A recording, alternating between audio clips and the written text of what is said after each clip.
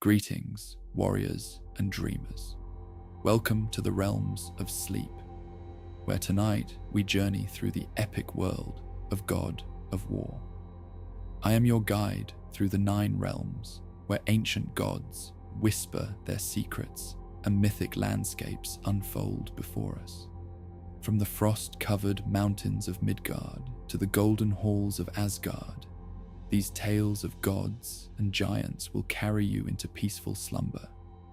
Lay down your weapons, rest your weary head, and allow the legends of these powerful beings to become the landscape of your dreams. The battles have been fought, and now is the time for rest. So close your eyes, brave one. Let the fire of the hearth warm you as we begin our journey through realms both wondrous and dangerous. The light in Alfheim never truly faded. Even as twilight descended across the realm, the world remained bathed in a soft, ethereal glow, like moonlight filtered through gossamer clouds. Kratos stood at the edge of a vast lake, its surface mirroring the radiant sky in perfect stillness. The water stretched toward distant mountains that floated impossibly among wisps of luminescent mist, their peaks crowned with structures of marble and alabaster that seemed to be part of the sky itself. The god of war's reflection stared back at him from the unmoving surface of the lake, a stern face marked by the red tattoo that curved across his features, a permanent reminder of a past he could never fully escape. His bare torso, scarred from countless battles, contrasted sharply with the serene landscape surrounding him. Here, in this realm of perpetual light, Kratos appeared as what he truly was, a visitor from a darker world, carrying shadows within that not even Alfheim's radiance could fully dispel. "Boy," he called, his deep voice barely rising above a whisper, yet carrying across the tranquil shoreline with unmistakable authority. Atreus appeared from behind a cluster of crystalline formations that jutted from the sand like frozen waves. The boy moved with quiet purpose, his steps leaving temporary impressions in the glittering shore. He had changed since their journey to Jotunheim, subtle differences that occasionally caught Kratos by surprise. The boy stood taller now, his movements more confident, his gaze more perceptive. The knowledge of his true nature, part god, part giant, with a foretold destiny, had not crushed him as Kratos had feared. Instead, it seemed to have awakened something within him, a growing sense of purpose tempered by his natural compassion. "I found something, father," he said, excitement tempered by the hushed atmosphere of this place. "Tracks leading into that pass." He gestured toward a narrow pathway that wound between 2 towering rock formations, their surfaces veined with threads of light that pulsed in slow, hypnotic rhythms. Kratos studied the path with narrowed eyes. They had returned to Alfheim not by choice, but by necessity. The light of Alfheim was needed for a ritual Freya had described, a way to quiet the growing disturbance in the realms following their journey to Jotunheim. With the death of Baldur and the onset of Fimbulwinter, the boundaries between worlds had grown increasingly unstable. Strange anomalies had begun to appear throughout Midgard, objects vanishing and reappearing in impossible locations, creatures from other realms briefly manifesting before fading away, the very sky occasionally shimmering with colors that did not belong to their world. But the Lake of Light, their original destination, had offered nothing. Its radiance remained, but the concentrated essence they sought was absent. The temple at the lake's center, once the focus of battle between light and dark elves, now stood peaceful but dormant, its mechanisms silent, its chambers empty of the powerful light that had once flowed through them. "What manner of tracks?" Kratos asked, his hand instinctively moving to the Leviathan axe secured across his back. The weapon, forged by the Huldra brothers and imbued with ice magic, had become an extension of himself, a tool of both destruction and protection that had served him faithfully through their many trials. "Light elf, I think," Atreus replied, kneeling to examine the faint impressions more closely. The boy's hunting skills had continued to develop, his eyes now trained to notice details that would escape most. Fresh, too. They're still glowing. Indeed, the tracks left a subtle luminescence in their wake, like dewdrops catching morning light, except the glow came from within rather than reflection. Each footprint retained the perfect impression of an elven boot, long and narrow, with unusual patterns on the sole that must have symbolic or practical significance in elven culture. Mimir, the severed head secured at Kratos' waist, spoke up. The former advisor to Odin, now a companion to the unlikely pair of travelers, peered at the tracks with his one functioning eye. His mechanical eye socket remained empty, yet his magical preservation and vast knowledge more than compensated for his unusual physical state. The lad's right. Those are light elf trails, and recent ones at that. Curious, though, they're traveling alone. The light elves usually move in ceremonial groups, especially since reclaiming control of the temple. Kratos considered this information, weighing their options. The conflict between light and dark elves had seemingly resolved during their previous visit, with the light elves reclaiming dominance over the temple. But Alfheim was a realm of shifting allegiances and ancient grievances. Peace here was as changeable as the light itself. "The tracks lead away from the lake," Atreus observed, tracing the path with his eyes. "Maybe they found another source of the light we need? Or perhaps they flee from something best avoided," Kratos countered, his natural caution asserting itself. Countless times his suspicion had proven warranted, dangers lurking behind seemingly innocent circumstances. "Only one way to find out," Mimir chimed in, "though I'd advise the usual abundance of caution. Alfheim has more secrets than stars in its skies, and not all shine with benevolent light." Kratos surveyed the peaceful landscape one more time, noting the position of the sun, or what passed for a sun, in this realm of persistent illumination. They had time to investigate before needing to return to Midgard. Freya had been clear that the ritual would be most effective at the next full moon, still several days away. "We follow," he decided finally. Carefully, the narrow pass gradually widened as they proceeded, revealing walls adorned with elaborate carvings that told stories of Alfheim's creation and the eternal dance between light and darkness. Atreus studied them with fascination as they walked, occasionally translating fragments for his father. The boy's gift for languages from his mother continued to serve them well in their journeys across the realms. "This one shows the first bloom of light in Alfheim," he said, pointing to a carving depicting a flower-like burst of energy extending tendrils across a previously blank surface. "And here, it shows elves emerging from the light itself, like they were born from it." The carving showed slender figures literally forming from rays of light, their bodies materializing first as outlines, then as fully realized beings, reaching toward a central source of illumination. "The Aesir would have you believe they created all the realms," Mimir commented, his tone carrying the slight edge it always did when discussing the gods of Asgard. "But Alfheim has its own creation tales. The elves believe they arose directly from the essence of light and shadow, without any meddling gods to shape them." Kratos grunted, neither accepting nor rejecting this account. The politics of creation held little interest for him compared to the immediate concerns of their journey.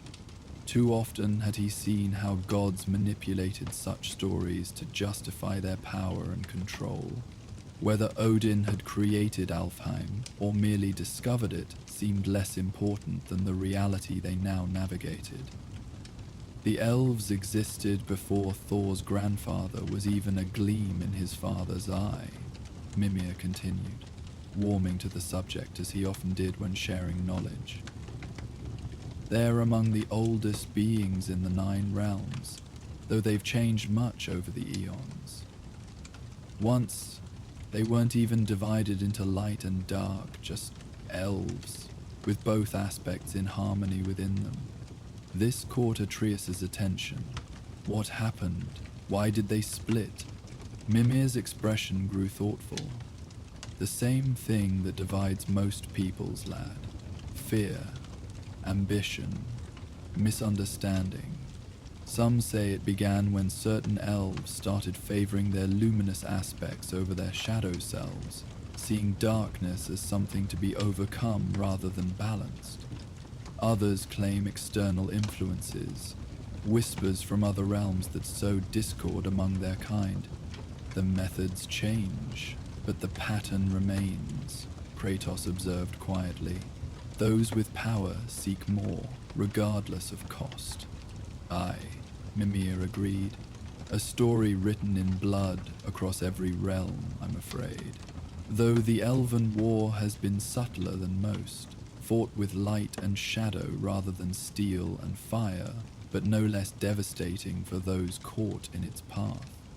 The path continued to wind deeper into the realm, occasionally revealing glimpses of the broader landscape through gaps in the towering rock formations. Alfheim stretched out below them, a world of impossible beauty, where lakes like mirrors reflected a sky filled with soft light, where distant forests glowed with inner luminescence, where even the mountains seemed to float among clouds that sparkled with their own radiance. As they climbed higher, the vegetation around them changed. What had been sparse, crystalline growths near the lakeshore gave way to more abundant plant life. Ferns with translucent fronds that seemed woven from strands of light, flowering vines that spiraled up the rock faces, their blooms opening and closing in slow, rhythmic pulses. Everything here is connected to light, Atreus observed, touching one of the luminous ferns gently. The plant responded to his touch, its glow intensifying briefly before returning to its normal radiance. It's like the whole realm is alive, in a way that's different from Midgard. Each realm has its own nature, lad, Mimir explained. Its own rules, its own essence. Alfheim is indeed alive with light. It flows through everything here like blood through a body. The elves didn't create this connection. They emerged from it, shaped by the realm's fundamental nature. Eventually, the path emerged onto a ledge that overlooked a sight that caused even Kratos to pause in momentary wonder. Below them spread a vast clearing, nestled between towering cliffs of white stone that curved protectively around its circumference. Unlike the barren battleground they had witnessed during their first journey through Alfheim, this glade pulsed with life. The ground was carpeted with flowers, unlike any they had seen before, blooms with translucent petals that seemed to be crafted from light itself. They swayed gently despite the absence of any perceivable wind, their movements creating undulating waves of luminescence across the glade, like ripples spreading across the surface of a pond, touched by countless raindrops. Scattered throughout this sea of light stood the remnants of what must have once been an elven settlement. Arches of white stone, partially collapsed but still elegant in their design, rose above the flowers. Fallen columns lay half buried in the soil, providing anchors for climbing vines that wrapped around the ancient stone in spirals of silver and gold. Fractured dome structures, their original purpose no longer discernible, created islands of shadow and stone among the glowing flora. But most remarkable was the sound. A soft, melodic humming that seemed to emanate from the flowers themselves. The notes rose and fell in patterns too deliberate to be random, yet too subtle to form a recognizable tune. It was like listening to a conversation from another room, the cadence of communication present, but individual words lost to distance and obstruction. "Father, do you hear that?" Atreus whispered, his eyes wide with wonder. "The flowers are singing." Kratos listened intently, years of combat having honed his senses to detect the slightest anomalies. The sound was unlike anything he had encountered before. Not the rushing of wind through leaves, not the buzzing of insects, not the distant calls of animals. This was something else entirely, organized sound emerging from plants, a phenomenon that defied natural explanation. "Extraordinary," Mimir breathed, his usually voluble nature momentarily reduced to simple awe. "I've heard tales of the light-bloom glades, but I never thought these places were thought destroyed during the early wars between the light and dark elves." Kratos studied the scene with careful attention, searching for any sign of threat among the beauty. Experience had taught him that wonder and danger often walked hand in hand, especially in realms beyond Midgard. "What are these flowers?" "Light blooms," Mimir replied, his knowledge once again proving invaluable. "Said to grow only in places where great elven magic has been performed. They absorb resonances of the past, songs, spells, emotions, and release them slowly over centuries, like memory given physical form." Atreus was already moving toward the path that led down to the glade, his natural curiosity drawing him toward this new marvel. The boy had always been eager to explore, to understand, to connect with the world around him. Qualities inherited from Fae, so different from Kratos' own, cautious mistrust of the unknown. Kratos caught his shoulder firmly, halting his advance with gentle but uncompromising strength. "Wait," he commanded. "We do not know what dangers may lie in wait." A look of mild frustration crossed Atreus' face. Another change in the boy, this growing assertion of independence. But it passed quickly, replaced by acknowledgement of his father's wisdom. Too many times had their journeys revealed hidden threats beneath beautiful facades. "But father, the tracks lead directly there," Adrid protested, pointing to the faint glowing footprints that descended the rocky slope toward the glade's center. "And look, there's someone down there." Kratos followed his son's gaze to a distant figure moving slowly among the flowers. Tall and slender, with the unmistakable grace of an elf, the figure bent occasionally to touch individual blooms with what appeared to be reverent care. Their clothing shimmered with the same luminescence as the surrounding flora, making them appear almost as an extension of the glade itself, not an intruder, but a caretaker. "A light elf," Mimir confirmed, squinting his single eye to better observe the distant figure. "Appears to be tending the glade. A ranger, perhaps, or a keeper of the old ways. They maintain these sacred places, preserving them from both natural decay and outside interference." "Could they help us find the light we need?" Atreus asked, his mind returning to their purpose with admirable focus. "Perhaps," Kratos conceded, studying the lone figure's movements for any sign of hostile intent. They appeared completely absorbed in their work, moving with deliberate care from one cluster of flowers to another, occasionally kneeling to examine something at ground level. "But we approach with caution. Remember, boy, appearances in this realm are often deceiving." They descended the path slowly, Kratos scanning continuously for hidden dangers. The route switchbacked down the cliff face, occasionally passing through natural arches formed by the white stone.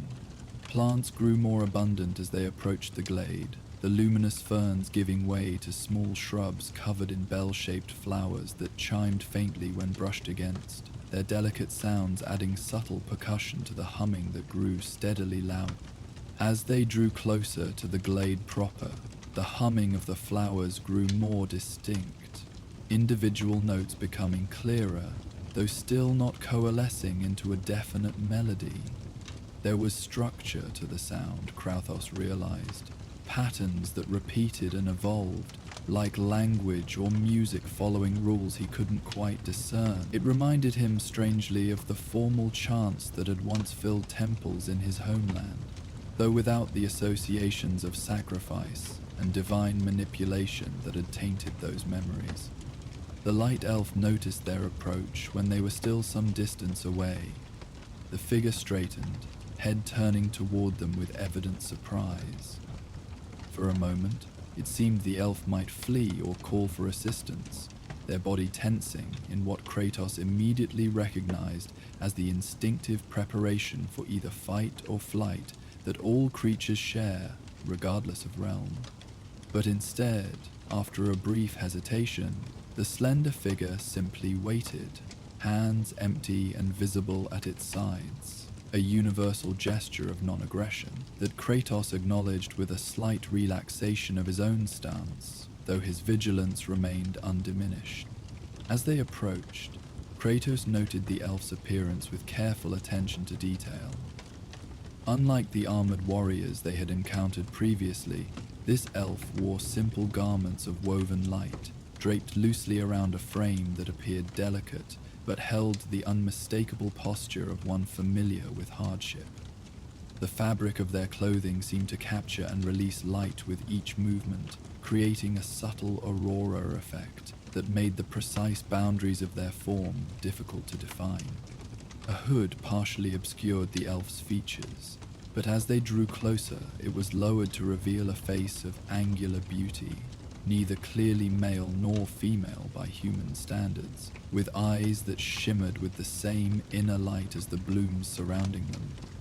Intricate patterns adorned the elf's skin, not tattoos like Kratos' own, but what appeared to be natural luminous markings that followed the contours of cheekbones and the arch of brows. "Travelers," the elf spoke, voice melodic yet hesitant, as if unaccustomed to addressing outsiders. The words carried a slight accent that bent the common tongue into musical inflections. "You walk a path few outsiders have trodden in an age." The elf's gaze moved deliberately between them, lingering longest on Kratos' weapons before returning to his face. "I am Lysander, keeper of the Glade of Echoes. What brings a god of war and a child of two realms to this sanctuary?"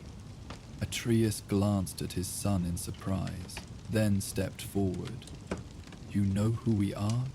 The question contained both wariness and curiosity, the boy well aware that recognition often preceded danger in their journeys, yet also intrigued by their apparent reputation in this distant realm. The elf Lysangariel inclined their heads slightly, the movement causing ripples of light to cascade through their silver-white hair. "The return of light to our realm did not go unnoticed, young one, nor did those who facilitated it. Your presence ripples through Alfheim still, though whether as saviors or harbingers remains a matter of interpretation." There was no overt hostility in the statement, but Kratos detected the undercurrent of ambivalence. Their previous journey through Alfheim had been complicated, their intervention in the elven conflict driven by necessity rather than clear allegiance to either side. Such actions often left complex legacies. "We seek the light of Alfheim," Kratos stated bluntly, seeing no advantage in deception. His experience had taught him that direct truth, while sometimes tactically disadvantageous, often revealed more through the reactions it provoked than elaborate misdirection.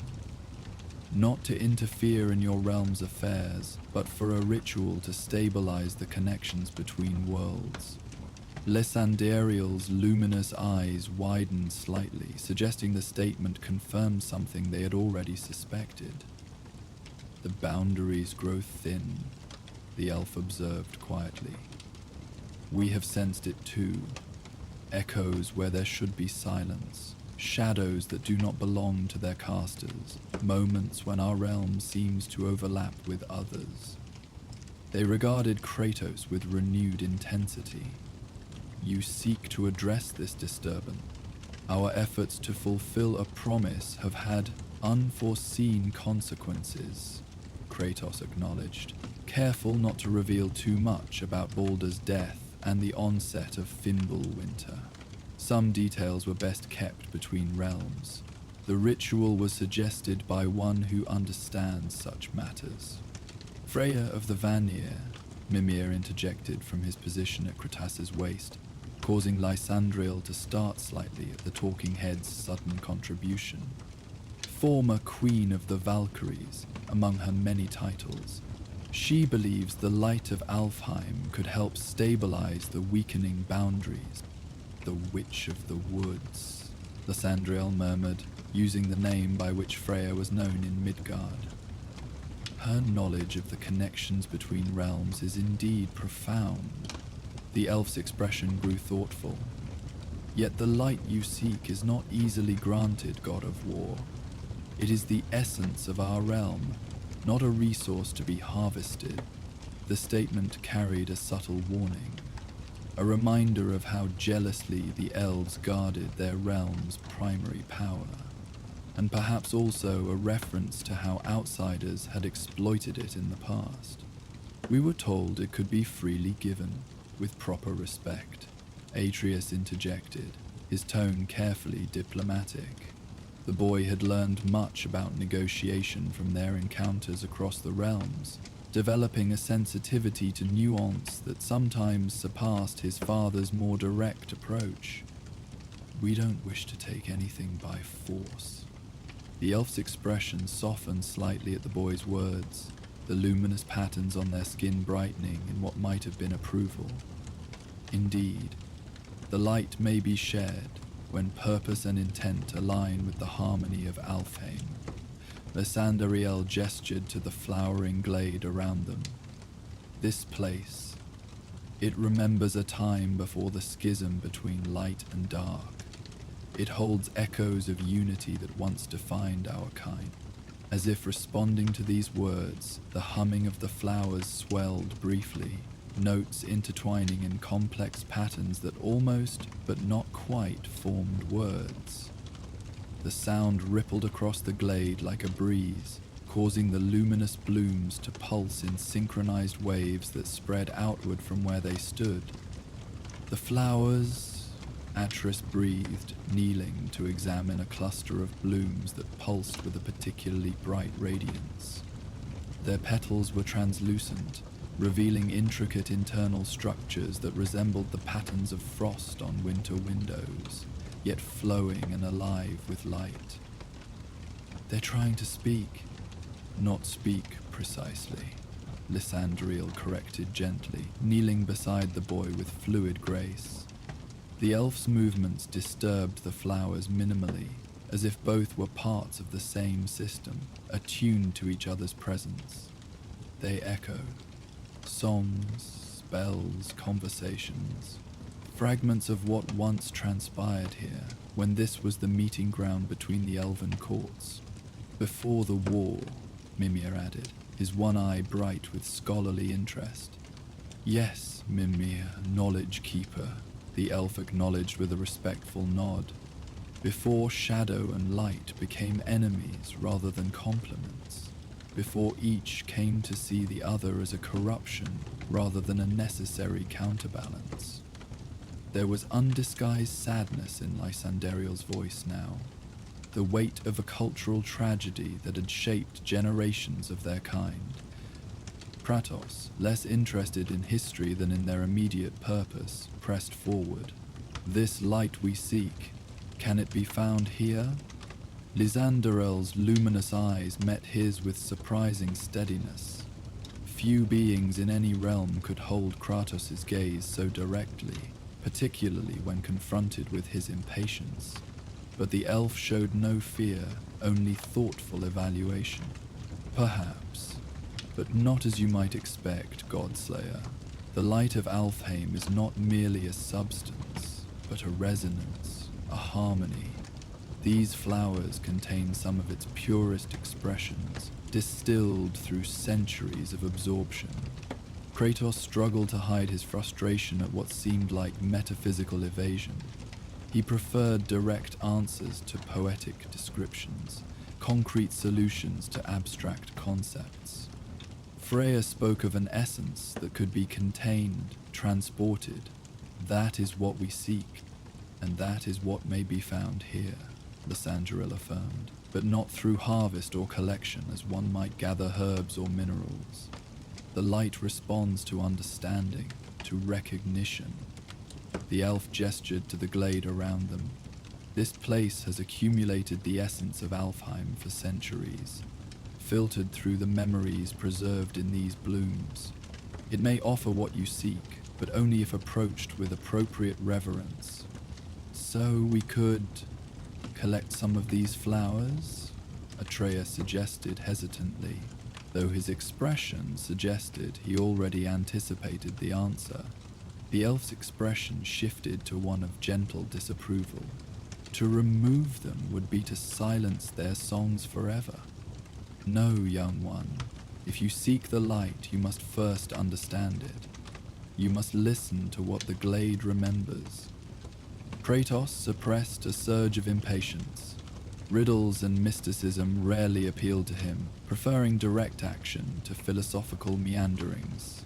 Yet something in this place, perhaps the pervasive tranquility or the genuine reverence in the elf's manner, gave him pause. His journey with Atreus had gradually taught him that not all problems could be solved through strength or confrontation. Some required patience, understanding, approaches that once would have seemed like weakness to him. How long would this listening require? He asked, his gravelly voice contrasting sharply with the soft harmonies surrounding them. A night, Lysandra Teriel replied with certainty. From twilight to dawn, when the flowers bloom most fully and their echoes are clearest, the barrier between past and present thins with the fading of day's direct light. Kratos exchanged a glance with Atreus, reading the barely contained excitement in his son's eyes. The boy had always been drawn to stories and knowledge, finding value in the very things Kratos often dismissed as distractions. And increasingly Kratos found himself willing to accommodate these interests, not merely to please his son, but because Atreus' perspectives had repeatedly proven valuable in ways his own would not have anticipated. Why night? He conceded finally, the decision balanced between pragmatic acceptance of their need and acknowledgement of his son's unspoken desire to explore this unique place. No longer... Lysandriel nodded, seemingly satisfied with this compromise. Then you may establish yourselves here. The elf indicated a relatively clear area near one of the standing arches, where flat stones provided a natural seating area partially sheltered by the ancient structure. When darkness falls, or what passes for darkness in this realm, the echoes will grow stronger. Then we shall see if the glade finds you worthy of its gifts. As Lysandriel moved away to tend to the distant edge of the glade, Atreus turned to his father with barely contained enthusiasm. His eyes shone with the special light they always held when confronted with new knowledge or magical phenomena. A brightness that reminded Kratos painfully and joyfully of Faye. This is incredible, father. These flowers might contain knowledge lost for centuries, maybe even clues about connections between the realms, or about Mother's people. Do not become distracted, boy, Kratos cautioned, though without his usual sternness. We came for a specific purpose. The light of Alfheim, nothing more. Yet, even as he spoke the words, Kratos found himself surveying the glade with something approaching appreciation.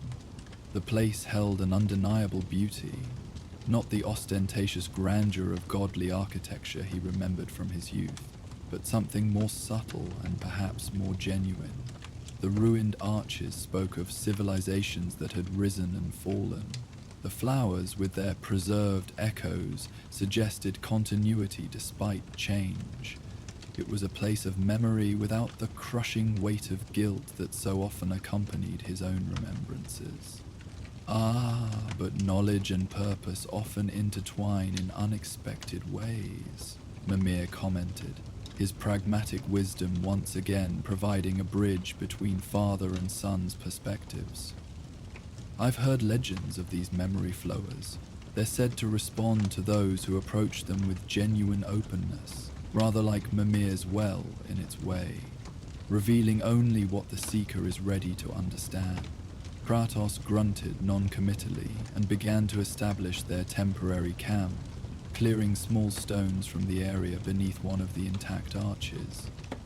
The structure provided a natural shelter, its weathered stones still bearing traces of elaborate carvings, spiraling patterns that might have depicted the flow of light, or perhaps maps of constellations unique to Alfheim's skies. Atreus, meanwhile, wandered a short distance away, drawn to a particularly vibrant cluster of light blooms, whose humming seemed somehow more coherent than the others. The flowers grew in a perfect circle around a small pool of water, so clear it was almost invisible, its surface reflecting the glade like a flawless mirror. As he knelt beside them, the notes shifted, responding to his proximity.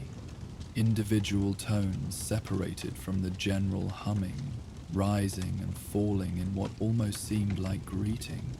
With instinctive musicality, Atreus began to hum softly in return, trying to match the tones produced by the flowers. His voice, clear and pure, found resonance with the mysterious sounds, combining with them rather than mimicking them. The blooms pulsed brighter as he did so, their light intensifying in time with his tentative melody. Ripples spread across the small pool, though nothing had disturbed its surface physically. The water itself seemed to vibrate in harmony with the combined song of boy and flowers.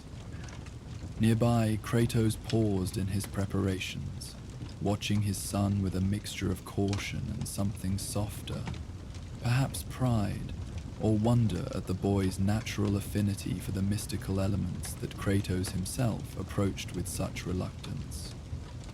Atreus had always connected easily with the magical aspects of their world, from his early attempts at reading runes to his growing ability to communicate with various beings across the realms. The lad has a gift, Mimir observed quietly. He senses connections that others might miss. Rather like his mother in that way.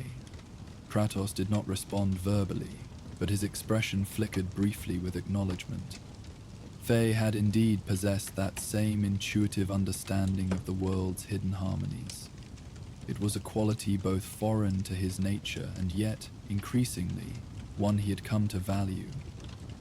First in her, now in their son. It's more than just her teaching, you know? Mimir continued, his perceptive gaze noting Kratos' momentary softening. Some qualities run in the blood. The giants were always attuned to the deeper currents of the realms, the patterns beneath ordinary perception. Your boy carries that heritage proudly, whether he fully understands it yet or not. Kratos surveyed the glade once more, noting Lysanderel's distant figure still moving methodically among the flowers at the far edge. The elf occasionally glanced in their direction, but made no move to interfere with Atreus' exploration. Whether this indicated trust or simply patient observation remained unclear. He carries many burdens of blood, Kratos responded finally, his voice low, some heavier than others. Mimir's expression grew sympathetic. Aye, that he does. But he carries them better for having you to guide him through the weight of them. This observation, delivered without Mimir's usual sardonic edge, caught Kratos by surprise. Compliments regarding his parenting were rare, even from allies. Too often he felt the shadow of his failures looming over every interaction with his son. Moments of impatience, remnants of the distance he had maintained during Atreus' early years, the legacy of violence he feared might someday claim the boy as it had once claimed him. Before he could formulate a response, Atreus returned from his exploration, eyes bright with discovery. "Father, the flowers respond to music. When I hummed along with them, they changed their pattern. It's like they're trying to have a conversation." "Be careful what conversations you join, boy," Kratos cautioned, his protective instincts never far from the surface. "Not all who speak mean well, even in a place such as this." "I don't think they mean anything exactly," Atreus clarified, his brow furrowing in thought. "It's more like echoes, like Lysandriel said, fragments of things that happened here long ago." His expression brightened again with enthusiasm. "But they respond to me. When I match their tones, they get brighter, and new patterns emerge." Kratos nodded, accepting this observation without dismissing it, despite his skepticism of anything that could not be directly observed or confronted. His journey with Atreus had gradually taught him that his son's perceptions, however unlike his own, deserved consideration. "Just maintain awareness of your surroundings," he advised, a compromise between caution and encouragement. "We are still strangers in this realm." As true night settled over Alfheim, not darkness, but a deeper shade of twilight, where the realm's perpetual luminescence dimmed to a soft stellar glow, the flowers' humming grew gradually more pronounced. What had been background noise during the day evolved into distinct melodic phrases, rising and falling in patterns that began to sound almost conversational. The entire glade transformed subtly as the direct light faded. Flowers that had been merely luminous during daylight now revealed complex patterns within their petals, spirals, crescents, branching structures that resembled writing in an unknown language. The pools scattered throughout the glade began to glow from within, as if capturing the day's light and releasing it slowly into the gentler night. Lysandriel returned as the transition occurred, carrying what appeared to be a simple meal of crystalline fruits and bread that shimmered faintly, as if baked with ingredients infused with Alfheim's light. The elf approached their small camp with measured steps, neither hurried nor overly cautious. "The glade awakens to night's embrace," the elf explained, offering the food with a graceful gesture. The platter it rested upon appeared to be a large leaf, somehow preserved in perfect form and hardened to gem-like durability. As darkness and light balance, so too do the memories find equilibrium, neither overwhelmed by day's radiance nor lost in night's shadow. Atreus accepted the offering eagerly, while Kratos took his portion with measured restraint, suspicious by nature of food from unfamiliar sources.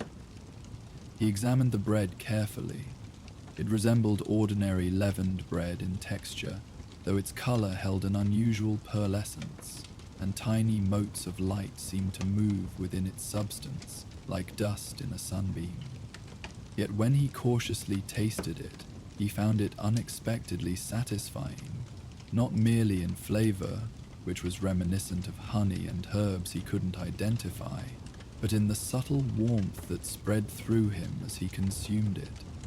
It was like drinking sunlight, if such a thing were possible, nourishing not just body, but something deeper. "Light bread," Mimir explained, though he himself could not eat. Sustenance for both body and spirit, a rare offering to outsiders. The elves guard its making jealously. It contains essence of Alfheim itself, harvested through specialized rituals during the realm's brightest seasons. It tastes like Atreus paused, searching for words to describe the unique sensation. Like warm honey, but also like the feeling of sitting in morning sunlight. Lysandriel nodded in confirmation. It will help you perceive the echoes more clearly. The glade's memories can be elusive to those unaccustomed to their subtleties. As they ate, the humming from the surrounding flowers continued to evolve, individual notes blending, separating, and recombining in endlessly varying patterns. Occasionally, what sounded almost like words emerged from the harmonies, though in no language Kratos recognized. Likely the ancient tongue of the elves, preserved in these floral archives. The crystalline fruit that accompanied the light bread burst with flavor upon first bite, sweet yet complex, with layers of taste that unfolded gradually, like a story being told to the palate. Each piece seemed to hold its own character, some reminiscent of Midgard berries, while others were entirely foreign, hinting at flavors that had no comparison in the mortal realm. Atreus finished with his meal, returned to the cluster of flowers that had responded to him earlier.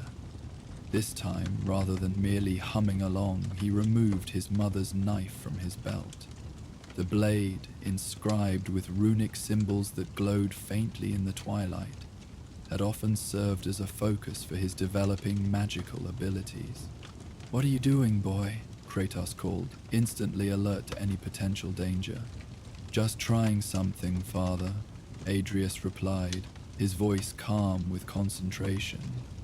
He held the knife not as a weapon but as a conduit, much as he did when activating certain kinds of runic magic. With his other hand, he gently touched one of the luminescent petals.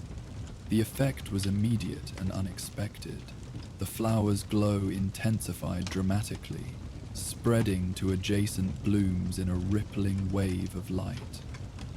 The humming harmonized into a clear, sustained note that hung in the air like a question awaiting response. Lysandriel moved swiftly to Atreus' side, not in alarm, but with evident fascination. "The glade recognizes your mother's magic," the elf observed, kneeling beside the boy. "Giant craft and elven ways often share resonances, overlooked by other realms." Encouraged, Atreus closed his eyes, focusing on the connection he felt forming between himself, the knife, and the responsive flowers. Almost instinctively, he began to whisper words in the giant language his mother had taught him. Not specific incantations, but phrases of greeting and respect traditionally offered when entering sacred spaces. The response surpassed anything they had witnessed thus far.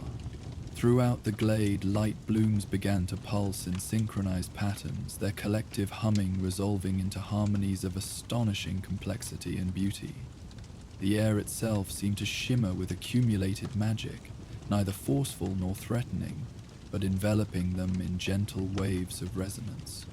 And then, emerging from this tapestry of sound and light, came voices, fragmented and echoing, yet distinctly recognizable as speech. Balance must be maintained. The light without shadow is blinding. When the courts were won, before pride divided, the cycle always returns to harmony.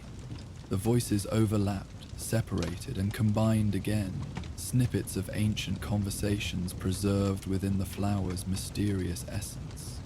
Some spoke in the elven tongue, others in languages even Mimir struggled to identify, perhaps precursors to the speech of giants, Vanir, or even beings whose names had been lost to history.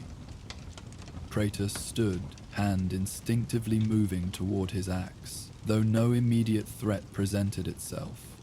This display of unconstrained magic, however benign it appeared, awakened deeply ingrained caution. Too often had he seen how quickly wonder could transform into peril. "Be careful, Atreus," he warned, his voice cutting through the ethereal chorus. But Atreus seemed entranced, his expression one of complete absorption as he continued to kneel among the glowing flowers, knife still held as a conduit between worlds. The boy's own natural affinity for languages allowed him to catch fragments of meaning from the ancient voices, his lips moving slightly as he attempted to translate the overlapping messages. "They're talking about a time before the war," he said, eyes still closed in concentration. "When light and dark elves lived together, when balance was their strength." Lysanderiel nodded, the elf's own features illuminated with emotional recognition. "The accord of dual radiance. Before my time, before many generations of my kind. When shadow and illumination were understood as necessary complements, not opposing forces. Before one side sought dominance over the other," Mimir added. "A tale repeated across all realms, I'm afraid. Balance is rarely as valued as advantage." The ancient head's words carried the weight of personal experience. He had witnessed countless cycles of harmony disrupted by ambition, of cooperation sacrificed for power. It was a pattern Kratos recognized all too well from his own history, from the machinations of the Greek pantheon to the manipulations of the Aesir. As Kratos watched with guarded fascination, the patterns of light throughout the glade began to shift, forming what appeared to be scenes, illusions crafted from illumination and shadow, insubstantial yet recognizable. Elven figures moved through ancient rituals, their forms transparent but detailed enough to distinguish elaborate robes and graceful movements. Some radiated the familiar brilliance of light elves, others embodied a deeper purple-tinged darkness. Dark elves, yet not presented as adversaries, but as counterparts, in carefully choreographed ceremonies. "The solstice dance," Lysanderiel whispered reverently, when the courts would exchange emissaries, renewing the pacts that kept Alfheim in equilibrium. "It has not been performed in 1,000 years." The illusory figures continued their silent performance, moving in perfect complementary patterns across the glade. Light and dark intertwined, separated and reunited in cycles that seemed to represent astronomical movements. The eternal dance of day and night, summer and winter, creation and dissolution. Each pair of dancers, one light, one dark, followed intricate paths that, viewed from above, would form runic patterns across the ground. These patterns, Kratos realized, matched the arrangements of the light blooms themselves, suggesting the flowers had grown according to the ancient choreography preserved in their memory. Even Kratos, typically unmoved by displays of ceremonial pageantry, found something compelling in the ancient ritual.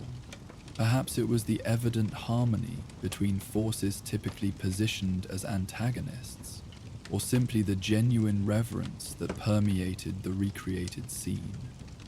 Whatever the cause, he made no move to interrupt as the illuminated history lesson continued to unfold around them. Atreus, meanwhile, had begun to grasp more coherent meanings from the voices emerging from the flowers. "They're explaining something about the nature of Alfheim's light," he reported, eyes still closed in concentration. "How it's not just illumination, but connection? A binding force between realms?"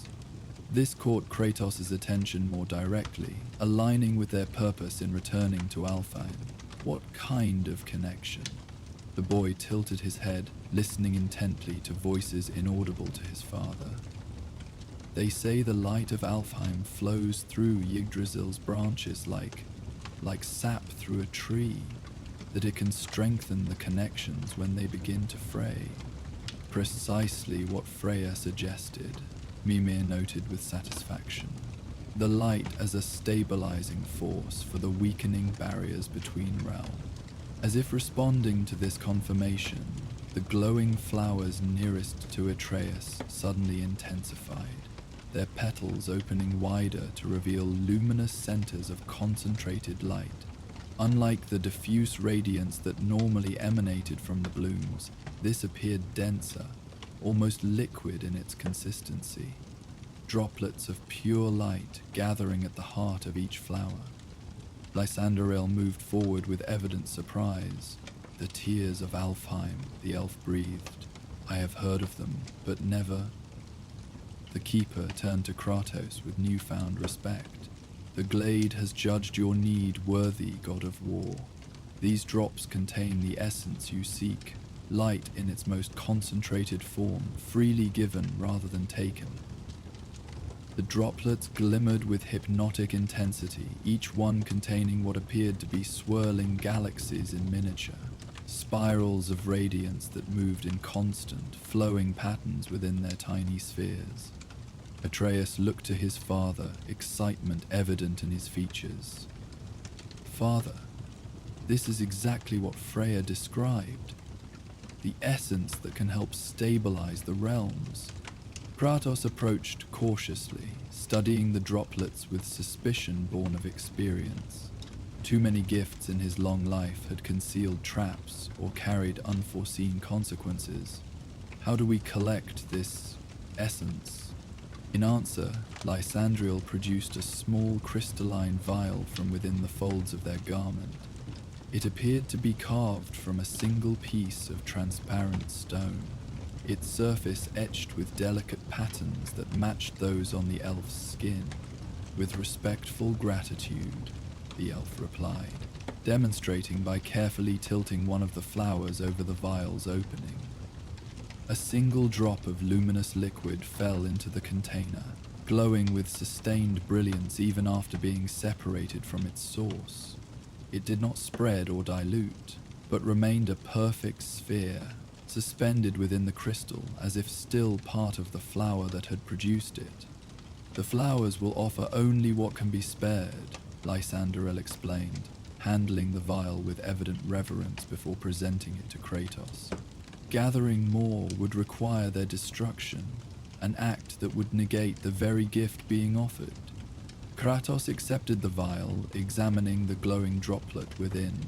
Such a small thing to potentially hold such significant power. Throughout his long life, he had learned that true strength often resided in unexpected vessels, a lesson that his journey with Atreus had only reinforced. "A drop is sufficient?" he questioned, skeptical that such a tiny amount could affect the boundaries between entire realms. "The tears are not measured by quantity but by essence," Lysandriel explained. "Each drop contains the distilled memory of countless moments of balance between light and dark. It is potency, not volume, that matters." Under Lysandriel's guidance, they carefully collected additional drops from the willing flowers, each one falling into the vial with a tiny musical note, as if the essence itself was a continuation of the glade's persistent melody.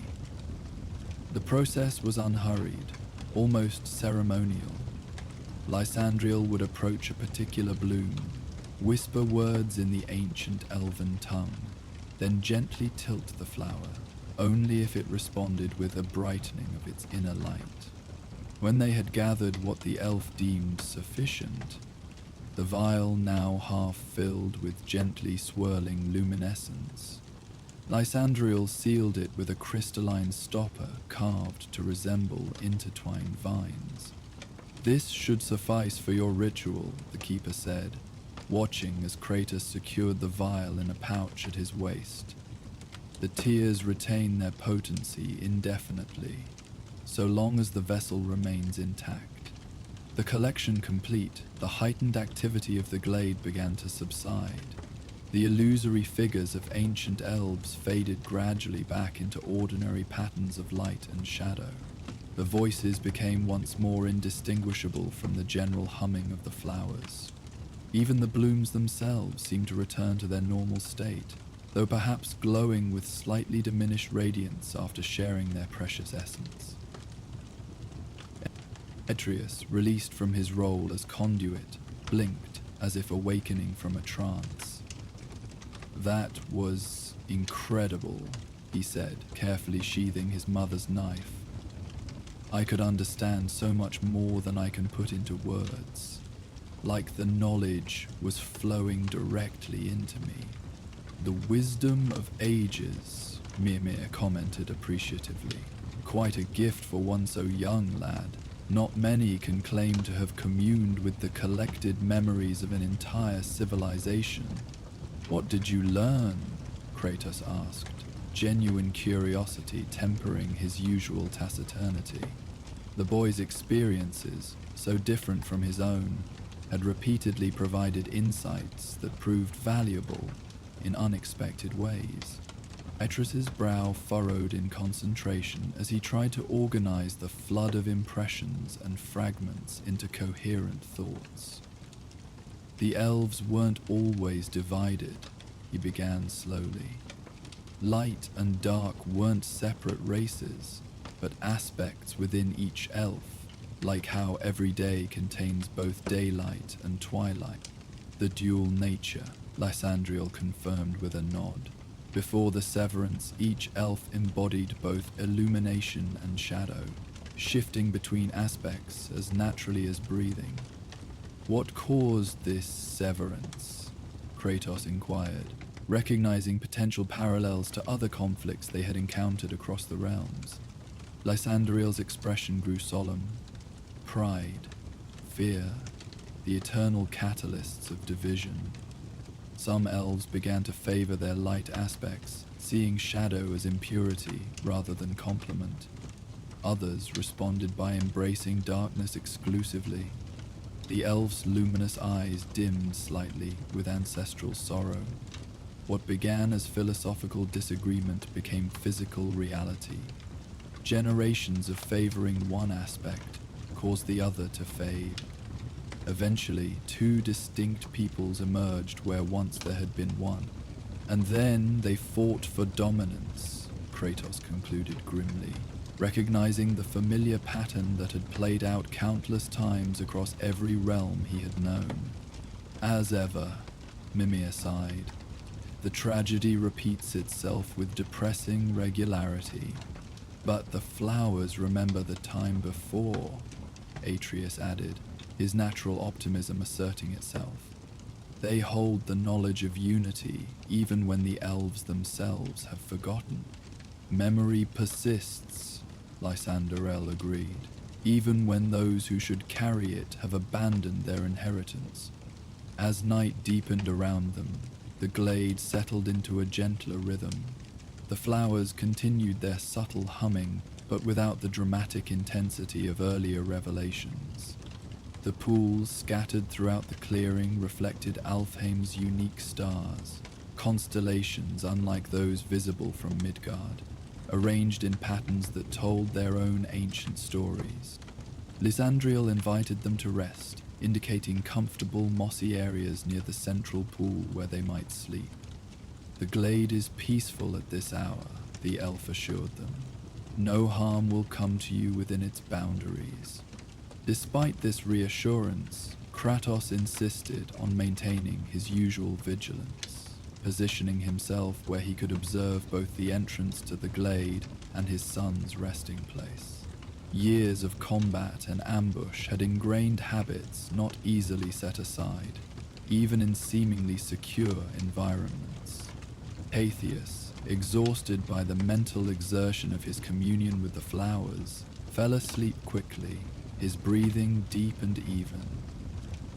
In sleep, the boy's features relaxed completely, reminding Kratos of the child he had been not so long ago, before prophecies and divine heritage had complicated his path. Unable to fully embrace rest in unfamiliar surroundings, Kratos sat in meditative alertness, his back against one of the ancient stone columns. Lysandriel had withdrawn to the far side of the glade, attending to some private ritual among a particularly dense cluster of light blooms. He grows more impressive by the day, Mimir observed quietly from his position nearby, the ancient head's single eye watching Atreus with something like avuncular pride. Connecting with these flowers as he did, that's no small feat, even for one with giant blood. Kratos made a non-committal sound, though privately he agreed. The boy's innate abilities continued to develop in ways that occasionally surprised even him. He has his mother's gift for communion, Kratos acknowledged finally. Faye could speak with spirits and forces beyond ordinary perception, and he has your determination, Mimir added. Not a bad combination, if I do say so myself. Sensitivity without strength can be overwhelmed. Strength without sensitivity can become mere brutality. The lad balances both remarkably well. This observation struck closer to Kratos' own unspoken thoughts than he found entirely comfortable. His journey with Atreus had increasingly revealed the complementary nature of their different approaches. His own direct force, balanced by his son's perceptive understanding, much like the light and shadow dynamics the elven glade preserved. As the night progressed, Kratos found himself gradually relaxing into the glade's peaceful atmosphere. The humming of the flowers created a soothing background, almost like distant waves on a shore. The light they emitted was gentle enough not to disturb rest, yet sufficient to illuminate the clearing in soft, blue-silver radiance. He must have dozed despite his intentions to remain alert, for he awakened suddenly to changed conditions. The light had shifted, taking on the pearlescent quality that indicated approaching dawn in Alfheim. Atreus still slept soundly nearby, but Lysanderiel stood at the edge of their small camp, waiting with patient stillness. The glade has something more to show you, the elf said softly as Kratos rose to his feet with the fluid readiness that never fully left him, even in moments of peace.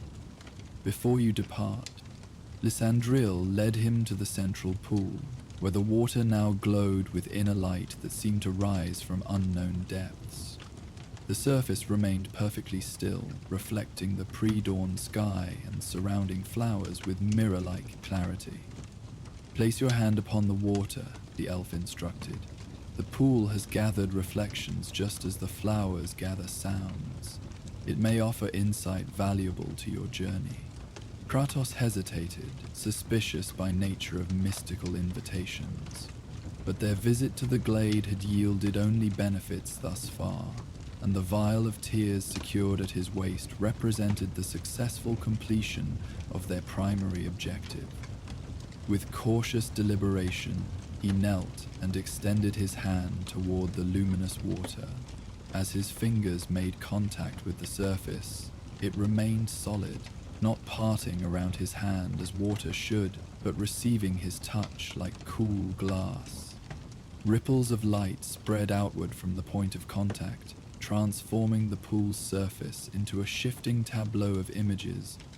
Kratos saw fragments of places both familiar and unknown, Midgard covered in the snows of Fimbulwinter, Jotunheim's mountains standing sentinel against a sky streaked with aurora, Alfheim's light continuing to pulse through what appeared to be the branches of Yggdrasil itself, reinforcing the weakening connections between realms. And then, unexpectedly, he glimpsed something more personal. Atreus standing, taller, older, at a crossroads both literal and metaphorical. The boy, no, the young man, looked toward diverging paths with an expression of determined consideration. On one path, shadows gathered, on another, light blazed, almost blindingly. But the path the vision, Atreus ultimately turned toward, was neither. Instead, it wound between light and shadow, embracing aspects of both without surrendering to either extreme. The image faded as quickly as it had formed, the pool returning to its previous mirror-like state. Kratos withdrew his hand slowly, his expression revealing nothing of what he had witnessed. The waters show possibilities, not certainties, Lysandriel said gently. Threads of potential in the great weaving of fate. I do not believe in predetermined fate, Kratos replied, his voice low and firm. "Only in choices and their consequences." The elf smiled slightly, luminous patterns shifting across their features. Perhaps that is why the pool showed what it did. Even those who reject fate's authority must still navigate its currents. As the exchange concluded, Atreus stirred and awakened, rubbing sleep from his eyes before registering the changed quality of light around them. "Is it morning already?" he asked, his voice still thick with sleep. "Dawn approaches," Lysandriel confirmed. "The time when the glade returns to its daylight aspect and your path leads onward." The boy rose quickly, gathering his few possessions with the efficiency of someone accustomed to frequent travel. As he secured his mother's knife at his belt, the nearby flowers pulsed briefly in response, a final acknowledgement of the connection they had formed the previous night. Lysandriel nodded in agreement. The boy has an affinity for such connections, perhaps because of his mixed heritage, giant and god, with human empathy. Boundaries seem more permeable to him. Kratos placed a hand on his son's shoulder, a gesture of acknowledgement that came more naturally to him now than it once had. "You did well, boy," he said simply. Though lacking in eloquence, the words carried genuine approval that Atratos clearly recognized, responding with a small smile of satisfaction. As the light of Alfheim shifted toward full morning, they prepared to depart the glade. Their primary objective had been achieved, perhaps more efficiently than either had anticipated. The vial of tears, secured now in Kratos' pack, would provide exactly what Freya had requested for her ritual, to strengthen the increasingly unstable connections between realms. Lysandriel accompanied them to the edge of the glade, where the path began its ascent back toward the lake. The elf's manner remained serene, yet Kratos detected an undercurrent of something like wistfulness in their bearing. "You have witnessed something few outsiders have seen in an age," Lysandriel said, gazing back at the flowering expanse behind them. "And fewer still have understood the unity between light and dark," Etris said with unexpected solemnity. "The balance that was lost." The elf inclined their head in acknowledgement. "Indeed, a balance we now seek to restore, in our own way, one glade at a time." Lysandriel's luminous gaze shifted to Kratos. "Your journey has altered the course of many realms, god of war, perhaps more than you yet realize." Kratos met the elf's gaze impassively, neither accepting nor rejecting the implied significance of their actions. He had long since learned that consequences often extended far beyond immediate intentions, a reality that brought both responsibility and resignation. "We seek only to protect what matters," he responded finally, his hand resting briefly on Eteris's shoulder. "As do we all, in our fashion," Lysandriel agreed. "Safe passage to you both. May the light of Alfheim guide your steps between the branches of Yggdrasil." With a final gesture of farewell, fingers spread to cast brief patterns of light in the air between them, the elf turned and walked back into the glade, soon becoming indistinguishable among the swaying, luminous flowers. Turns watched their departure with evident reluctance. "I wish we could stay longer," he admitted as they began their climb up the path. "There's so much more to learn from this place." "Perhaps another time, lad," Mimir suggested from his position at Kratos' waist, "when the realms are more stable and your journey less pressing. Knowledge rarely vanishes completely. It waits for those patient enough to seek it out." Kratos, leading the way up the narrow trail, did not contribute to this exchange, yet inwardly he acknowledged a similar sentiment. The glade had presented a rare moment of tranquility in their often turbulent journey, a brief respite from conflict, focused on understanding rather than overcoming. Such moments were precious, and increasingly he found himself valuing them not merely as intervals between battles, but as worthy experiences in their own right. As they crested the ridge overlooking the glade one final time, Atreus paused, turning back to take in the view. From this elevation, the pattern of the flowers became more apparent, not random as they had initially appeared, but arranged in an elaborate spiral that radiated outward from the glade's center, like ripples spreading from a single point of impact. "Father, look," the boy said, pointing to the design. "It's like a song, written in flowers." Kratos joined his son at the outlook, silently absorbing the vista below. The glade did indeed resemble a visual melody, its patterns suggesting rhythm and flow, harmony and counterpoint, even without the mystical sensitivity that allowed Atreus to communicate with the flowers directly. He could appreciate the deliberate beauty of the arrangement. "A menu of a more peaceful time," Mimir observed, before light and dark forgot their fundamental connection. As they stood in contemplative silence, the flowers below began to hum once more, their collective voice rising up the hillside like a farewell blessing. The notes shifted and combined, momentarily forming a coherent melody that seemed both ancient and familiar. A simple, haunting refrain that lingered in the air long after they turned away and continued their journey back toward the lake.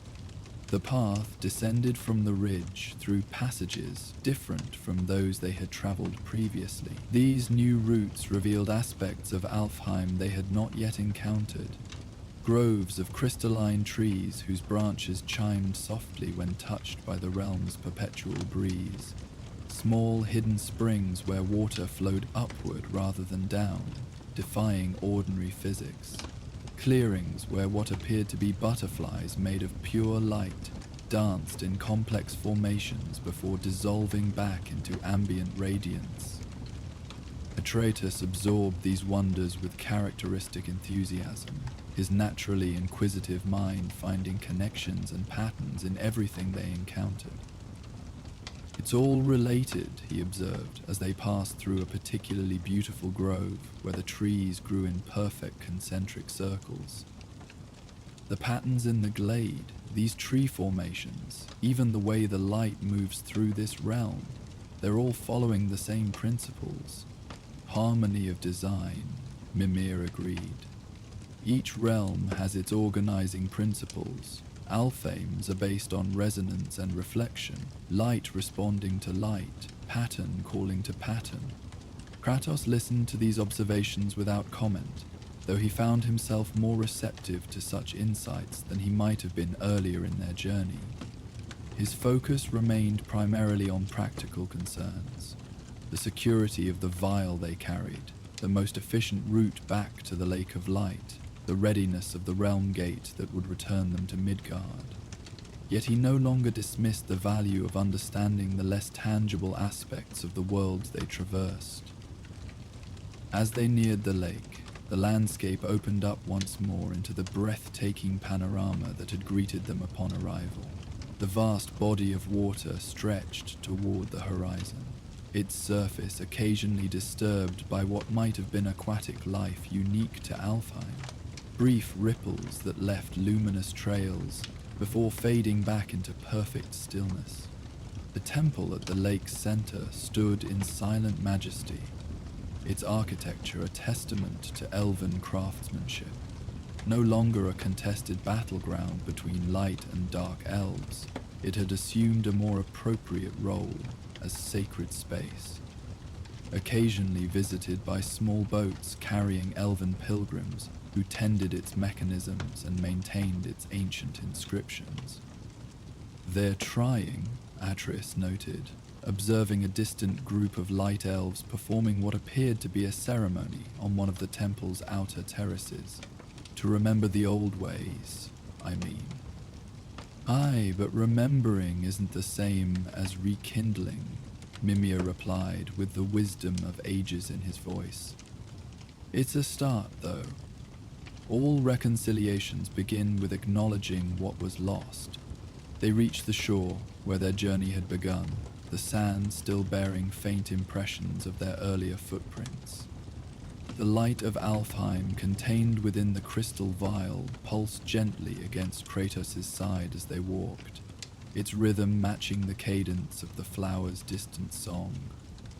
Whatever ritual Freya intended, it would carry not just the essence of this realm, but echoes of a harmony once lost, and perhaps, someday, to be reclaimed. Behind them, the glade of echoes continued its patient work, preserving memories, nurturing balance, waiting for the time when light and shadow might once again recognize their essential unity. And above, the eternal twilight of Alfheim shifted imperceptibly toward full daylight, bathing the travelers in gentle radiance as they made their way through a realm where darkness and light were never truly separate, but merely different expressions of the same fundamental truth. As they reached the exact spot where they had first arrived, Atreus looked out across the luminescent waters with new understanding reflected in his eyes. "Do you think it's possible, Father?" he asked quietly, "for enemies to become partners again, the way the light and dark elves once were?" Kratos considered the question with his usual measured thought. His own life had been defined by enmity, against the gods, against fate, against his own nature. Yet here he stood, transformed by love for a son who carried the legacy of two worlds, guided by the preserved wisdom of a wife who had seen beyond his violent past to the possibility of something more. "It is not impossible," he answered finally, "when understanding replaces fear, when balance is valued above dominance." Atreus nodded, satisfied with this rare philosophical offering from his typically pragmatic father.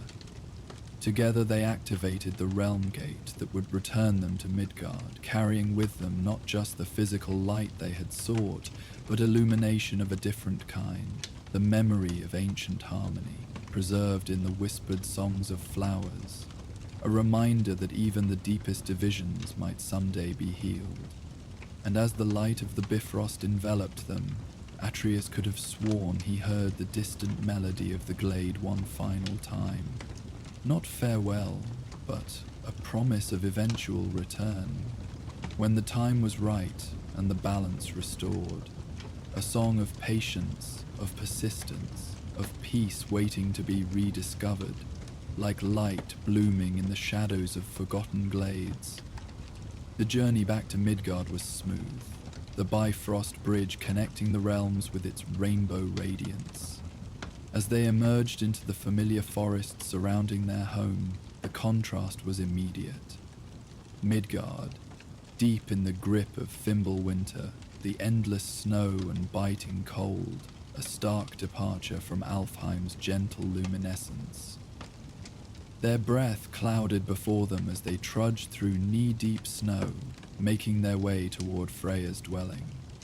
The Witch of the Woods awaited them, her knowledge essential to the ritual that would use the light of Alfheim to strengthen the weakening boundaries between realms. "The world feels different somehow," Atreus observed, looking up at trees heavy with snow and ice. "After being in Alfheim, I mean. Like I'm seeing Midgard through new eyes." Kratos understood, though he did not say so. Each realm they visited left its imprint, changing how they perceived the others. After Alfheim's harmony of light and shadow, Midgard's stark winter landscape seemed both harsher and more precious, a world of greater contrasts, but also deeper resilience. "That's the way of it, lad," Mimir commented. "Each realm teaches us to see the others differently. That's a kind of wisdom in itself." As they approached Freya's secluded dwelling, the vial of tears pulsed with increasing brightness against Kratos' side, as if responding to its proximity to the ritual's intended location. The light of Alfheim seemed eager to fulfill its purpose, to help restore the balance that their actions had inadvertently disturbed. Truist glanced back once more in the direction of the realm gate, now hidden among the snow-laden trees. "We'll go back someday, won't we, Father, to the glade of echoes?"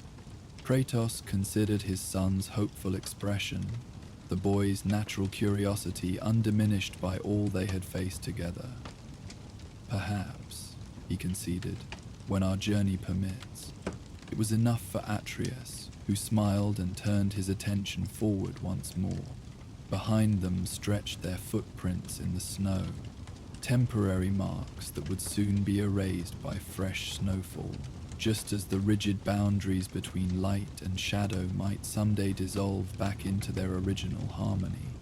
And deep within Alfheim, in a glade where luminous flowers preserved the memories of ages past, the blooms continued their eternal humming, patiently maintaining the knowledge of unity until those ready to understand might once again discover their song. And deep within Alfheim, in a glade where luminous flowers preserved the memories of ages past, the blooms continued their eternal humming, patiently maintaining the knowledge of unity until those ready to understand might once again discover their song. As Kratos and Atreus delivered the precious tears of Alfheim to Freya and strengthened the boundaries between realms, other tales awaited them on their continuing journey. For the god of war's path through the 9 realms was filled with wonders both magnificent and subtle, each teaching its own lessons of harmony and balance. And so we leave the luminous glade of Alfheim behind, its whispered songs fading gently into memory as we turn our attention to another place of quiet magic and profound reflection.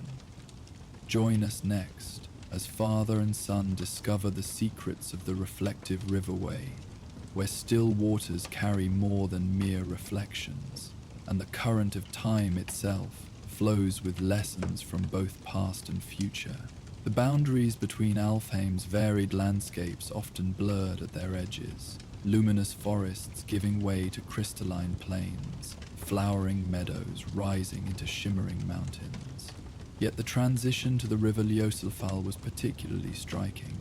The radiant glade where Kratos and Atreus had harvested the tears of Alfheim gradually narrowed into a densely wooded valley, the terrain sloping gently downward until the first glimmers of flowing water appeared through the trees.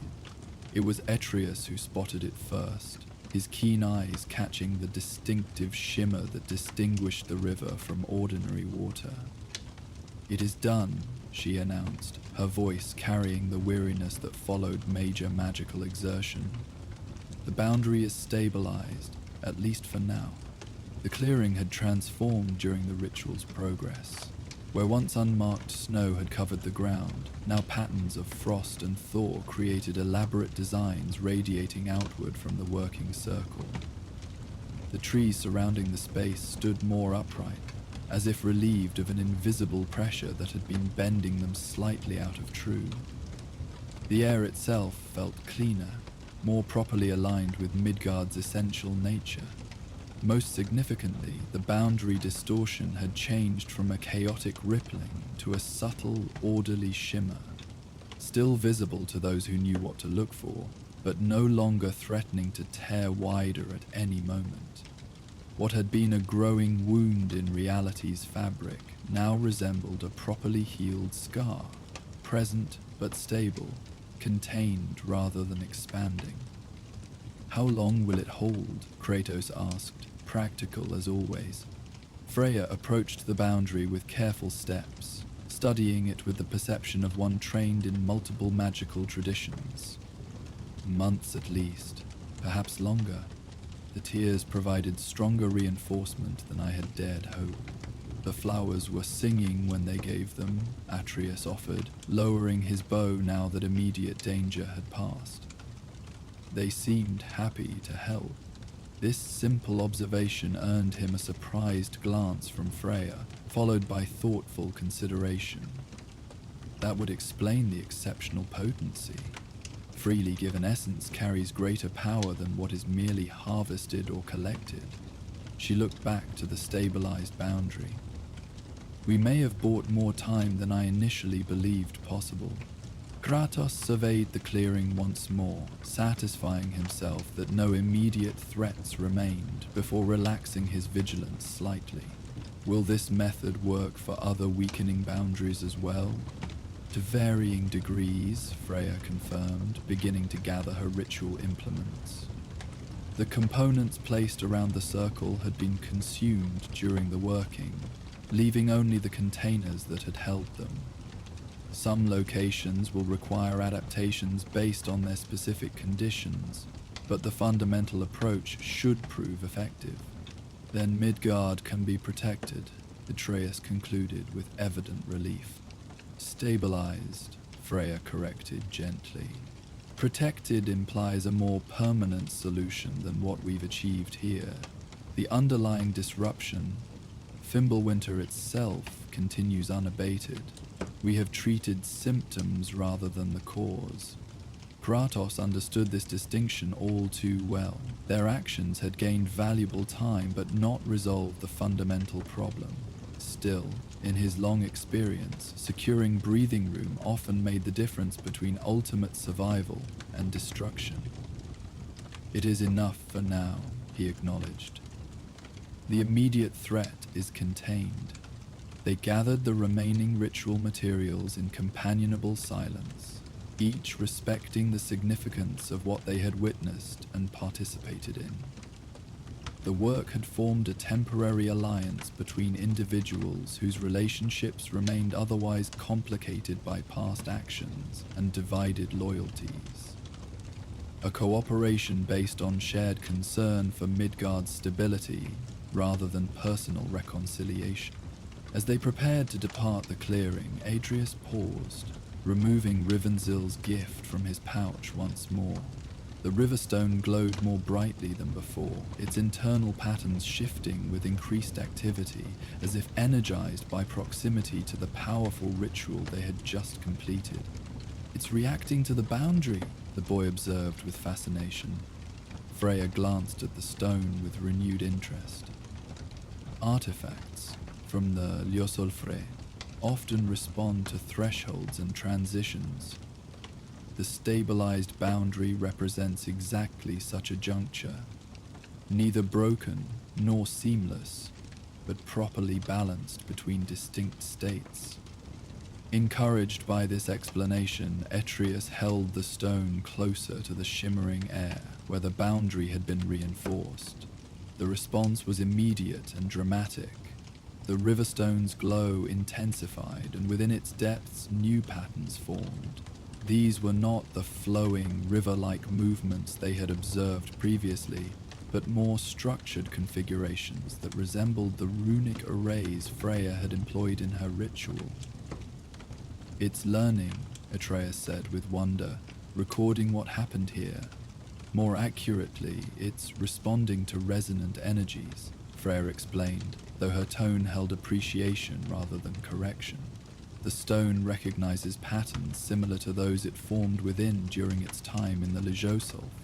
It's a form of affinity rather than true learning, but the distinction can appear subtle.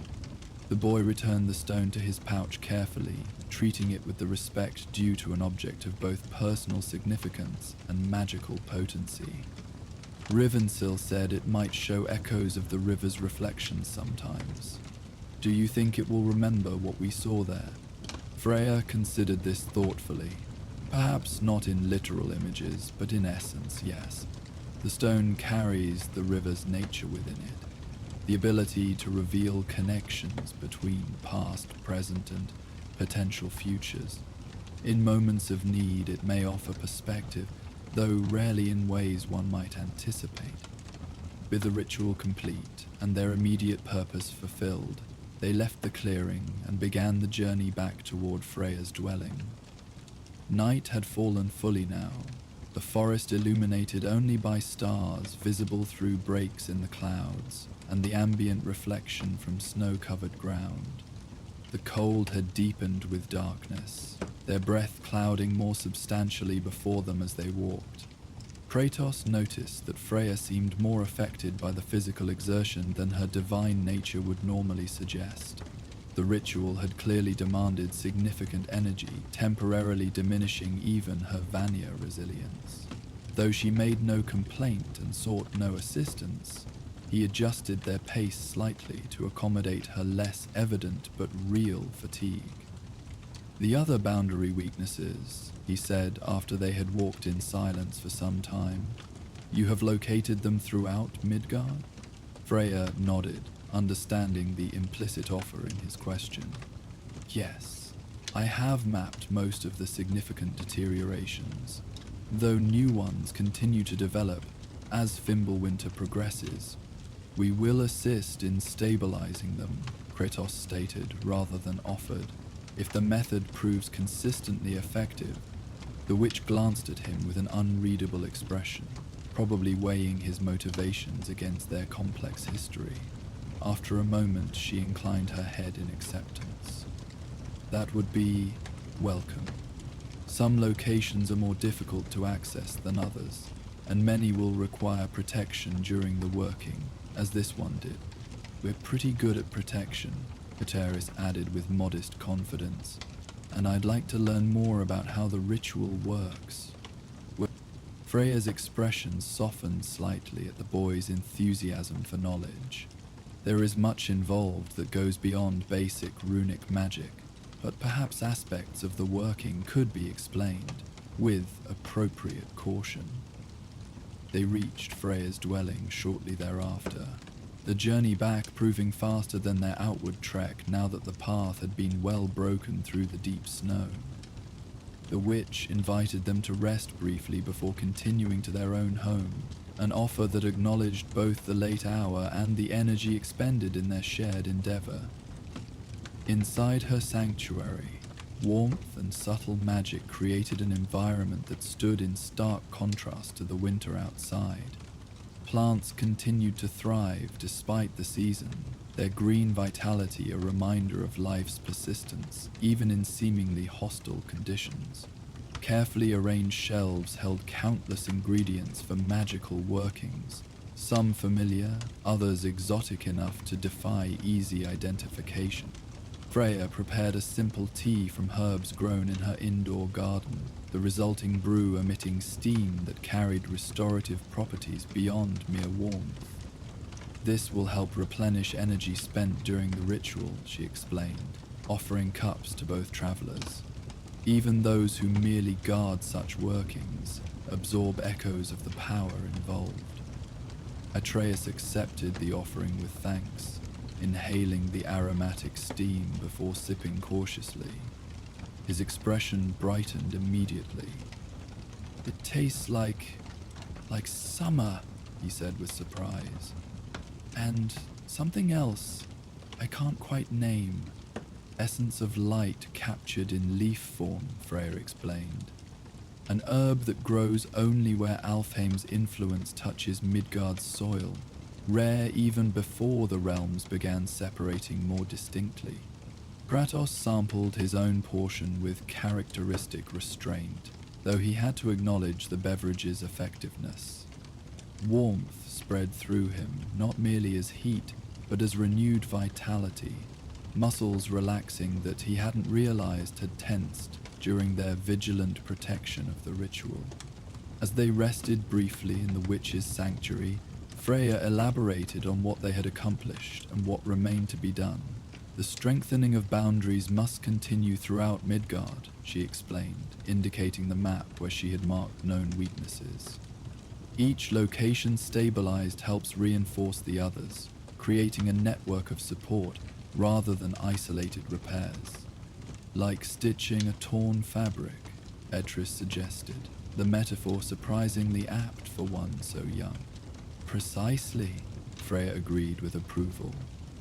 Each stitch strengthens those nearby, distributing the strain more evenly across the whole.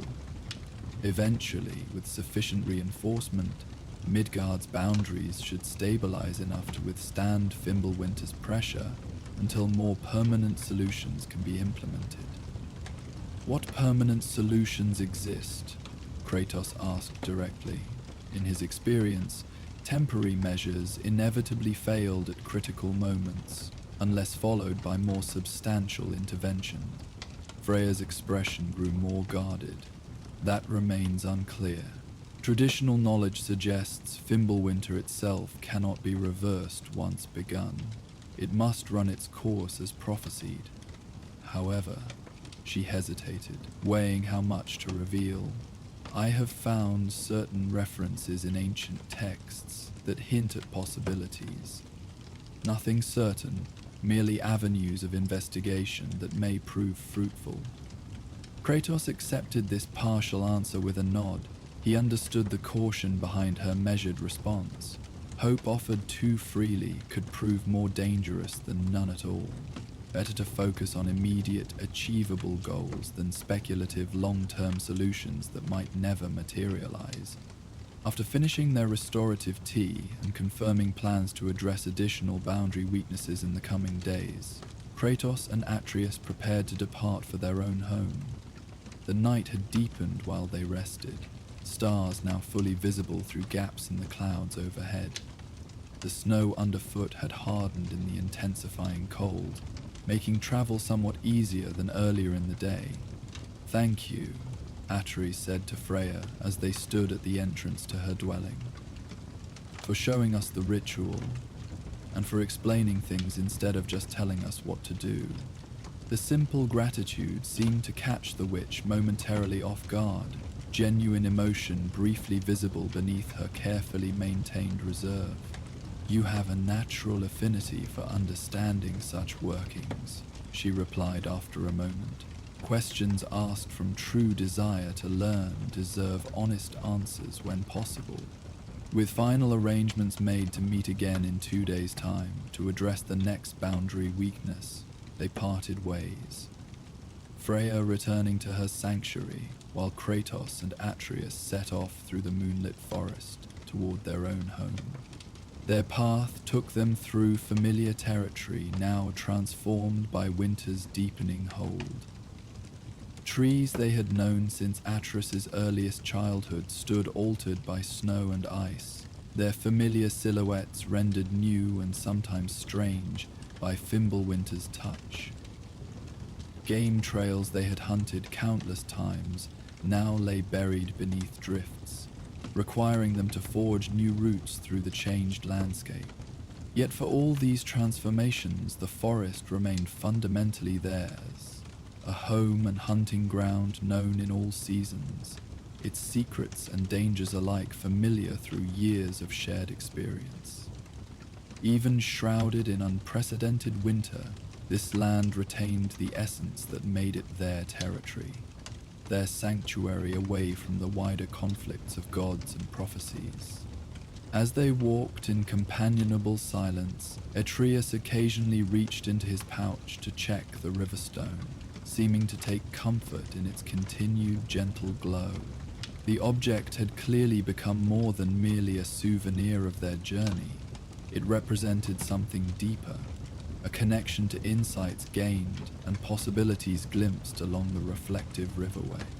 "Father," he said after they had traveled some distance, "do you think we'll go back to Alfheim someday, to see the river again?" Kratos considered the question with his usual deliberation. Their journeys between realms had rarely been undertaken for exploration alone. Always they had followed purpose and necessity rather than curiosity. Yet he could not deny that their brief voyage along the Loire had offered something valuable beyond their immediate objective of obtaining the tears. "Perhaps," he acknowledged finally, "when circumstances permit." The boy seemed satisfied with this response, recognizing that it represented neither promise nor dismissal but honest acknowledgement of possibility.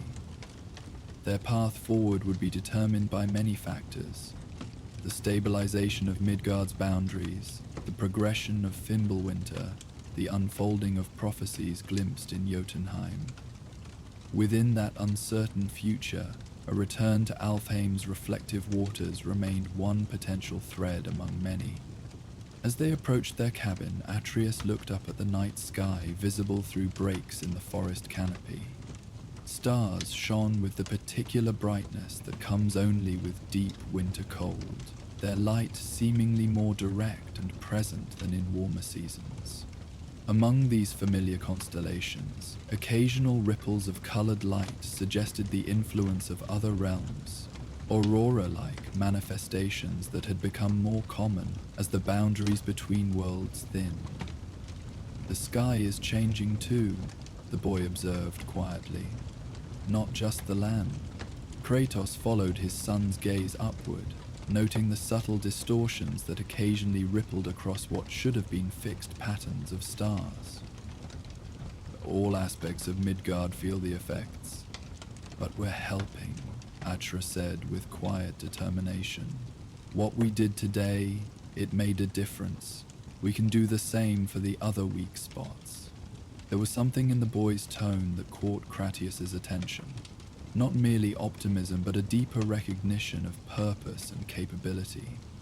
The journey along the Lyosal Fill seemed to have affected Atreus in ways that extended beyond the immediate experience, offering perspective on their wider role in maintaining balance between the realms. "Yes," Kratos acknowledged, "we can."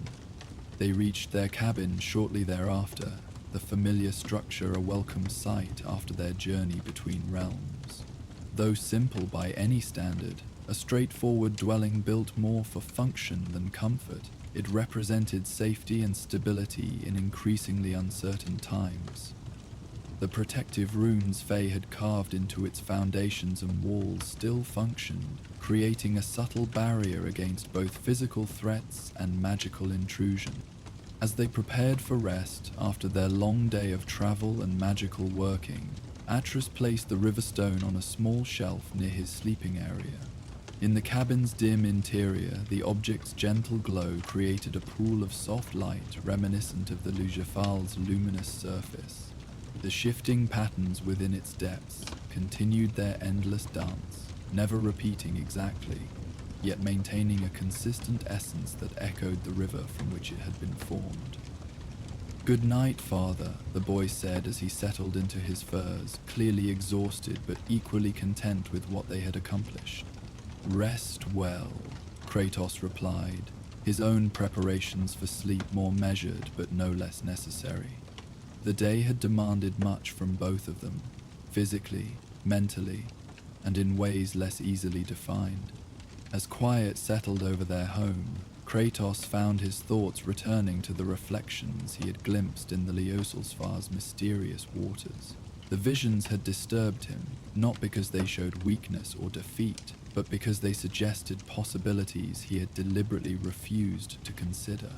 Versions of himself that had found something he had long believed permanently beyond reach. Peace. Not merely the absence of conflict, but a deeper reconciliation with his own nature and history. The Riverstone's gentle glow reminded him of those reflections, not in specific images, but in the feeling they had evoked. Simultaneous recognition and unfamiliarity, the disquieting sense of confronting aspects of himself long suppressed or denied. Yet there had been something compelling in those glimpses as well, something that resonated despite his resistance. As sleep finally claimed him, Kratos carried these thoughts into dreams that flowed like water, neither fully formed nor entirely formless, moving between past and potential future with the same fluid transitions that had characterized the Lyosal's reflective surface. And though he would not remember these dreams upon waking, something of their essence would remain, a subtle shift in perspective, a barely acknowledged opening to possibilities once deemed impossible. Outside their cabin, Fimbulwinter continued its deepening hold on Midgard, snow falling silently through the night to cover their tracks and transform the landscape anew. Yet within the small sphere of influence they had created through their day's work, balance had been partially restored. a single boundary strengthened against chaos, a pattern established that could be replicated elsewhere. Like the river returning to the lake, like memories flowing into present action, like reflections offering glimpses of paths not yet taken, their journey continued. Father and son moving forward together, carrying light gathered from one realm to reinforce the foundations of another, finding new understanding in the mirrored surface of waters that flowed between worlds. And in the gentle glow of a stone carried from Alfheim's mysterious river, possibilities shimmered like distant stars. Not prophecies demanding fulfillment, not fates decreed by higher powers, but potential paths illuminated briefly by reflection, waiting for choice and action to transform them from mere possibility into lived reality. The story of the reflective riverway had become part of their shared journey, another chapter in the unfolding tale of Kratos and Atreus, god of war and child of two worlds, navigating the boundaries between realms, just as they navigated the complex territories between past and future, between who they had been and who they might yet become. As Midgard slept beneath Fimbulwinter's heavy blanket, as boundaries between worlds grew stronger through their efforts, as connections formed and reformed like patterns in flowing water, their path continued, sometimes clearly marked, sometimes mysterious as reflections on a river's surface, but always moving forward into whatever lay ahead, carrying lessons learned from both banks of the ever-flowing stream of experience. And while the reflective riverway continued its eternal journey through the heart of Alfheim, its mysteries preserved for future travelers who might seek its wisdom, another tale began to take shape in the forests of Midgard. A story of strengthened boundaries and renewed balance, of father and son working alongside a witch to preserve a world caught between prophecies, of quiet moments between greater conflicts when understanding deepened and bonds strengthened. For in the journey of Kratos and Atreus, each experience flowed into the next like tributaries joining a greater river, separate yet connected, distinct yet part of the same continuing story. And though none could see all possible paths that lay ahead, the reflections glimpsed along the Lechaussel offered perspective that would serve them well in navigating whatever challenges awaited beyond the next bend in their ever-unfolding journey through the 9 realms. As dawn eventually broke over the snow-covered forest, as a new day offered new challenges and possibilities, the Riverstone's glow dimmed to near invisibility, not extinguished but quiescent, waiting for moments of need, when its subtle illumination might once again offer guidance drawn from the flowing wisdom of Alfheim's reflective riverway. In this brief pause between adventures, in this moment of rest before continuing their work of reinforcing Midgard's fragile boundaries, father and son had found something as valuable as the tears they had originally sought, perspective that transcended immediate circumstance, understanding that flowed beneath and beyond the surface of ordinary perception. Like the river itself, this wisdom would remain with them, sometimes visible in conscious thought, sometimes hidden in deeper currents of intuition and instinct, but always present. A gift from waters that reflected more than merely physical forms, a souvenir of a journey along the boundary between what has been and what might yet be. And so the tale of the reflective riverway concluded, not with dramatic flourish, but with quiet integration, its insights becoming part of their continuing story rather than standing separate from it, its reflections merging with the greater flow of their shared journey through realms both physical and metaphysical. Yet even as this chapter closed, another prepared to open, for the path of Kratos and Atreus wound ever onward, through the 9 realms, each experience flowing into the next, each challenge preparing them for those that followed, each quiet moment of understanding laying foundation for growth yet to come. Like the Leosalfar returning to the Lake of Light, their story continued its journey, sometimes through peaceful waters, sometimes over challenging rapids, but always flowing forward, carrying reflections of all that had been, while moving inevitably toward all that awaited in the ever-unfolding tale of the god of war and his extraordinary son. "Father, look," he said, pointing through a break in the ancient trunks. "Is that the river Lysendariel mentioned?" Kratos followed his son's gesture, studying the narrow band of silvery water that wound through the forest ahead. The river gleamed with an internal luminescence that even Alfheim's ambient light couldn't fully explain, its surface smoother than still water despite its gentle current. "It would seem so," he replied, recalling the light elf keeper's parting words. Lysendariel had spoken of a waterway that offered swifter passage back to the Lake of Light, a river they called Leosalfal, meaning light reflection in the ancient elven tongue. A shortcut, essentially, though the elf had described it with the typical elven mixture of practicality and mysticism. "The Luciosal flows between memory and possibility," Lysandariel had said, luminous eyes thoughtful. "It carries more than merely water from the high places to the lake." Kratos had dismissed the cryptic addition as characteristic elven poetry.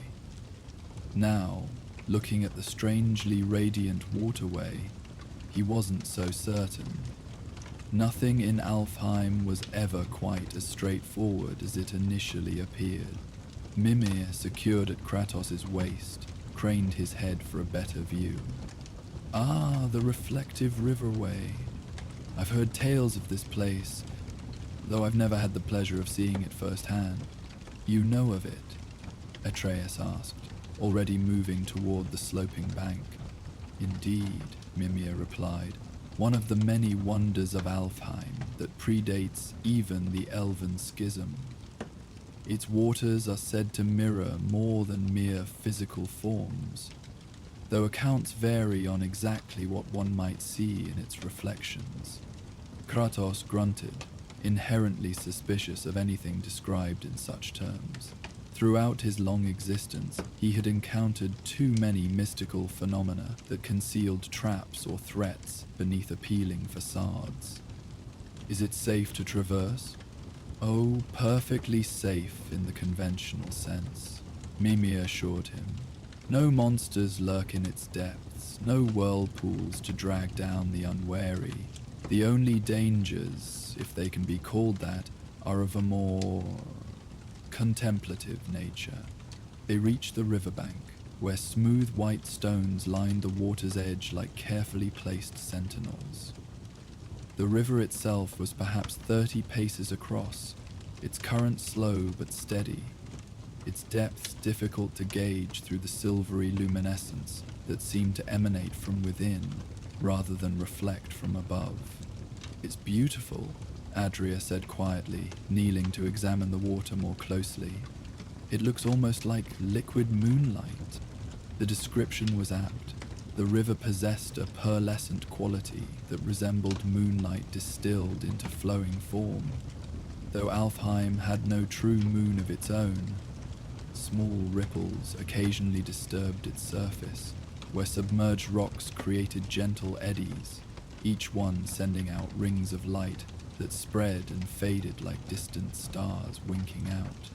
"How do we cross it?" Atreus asked, looking up and down the bank for signs of a bridge or ford.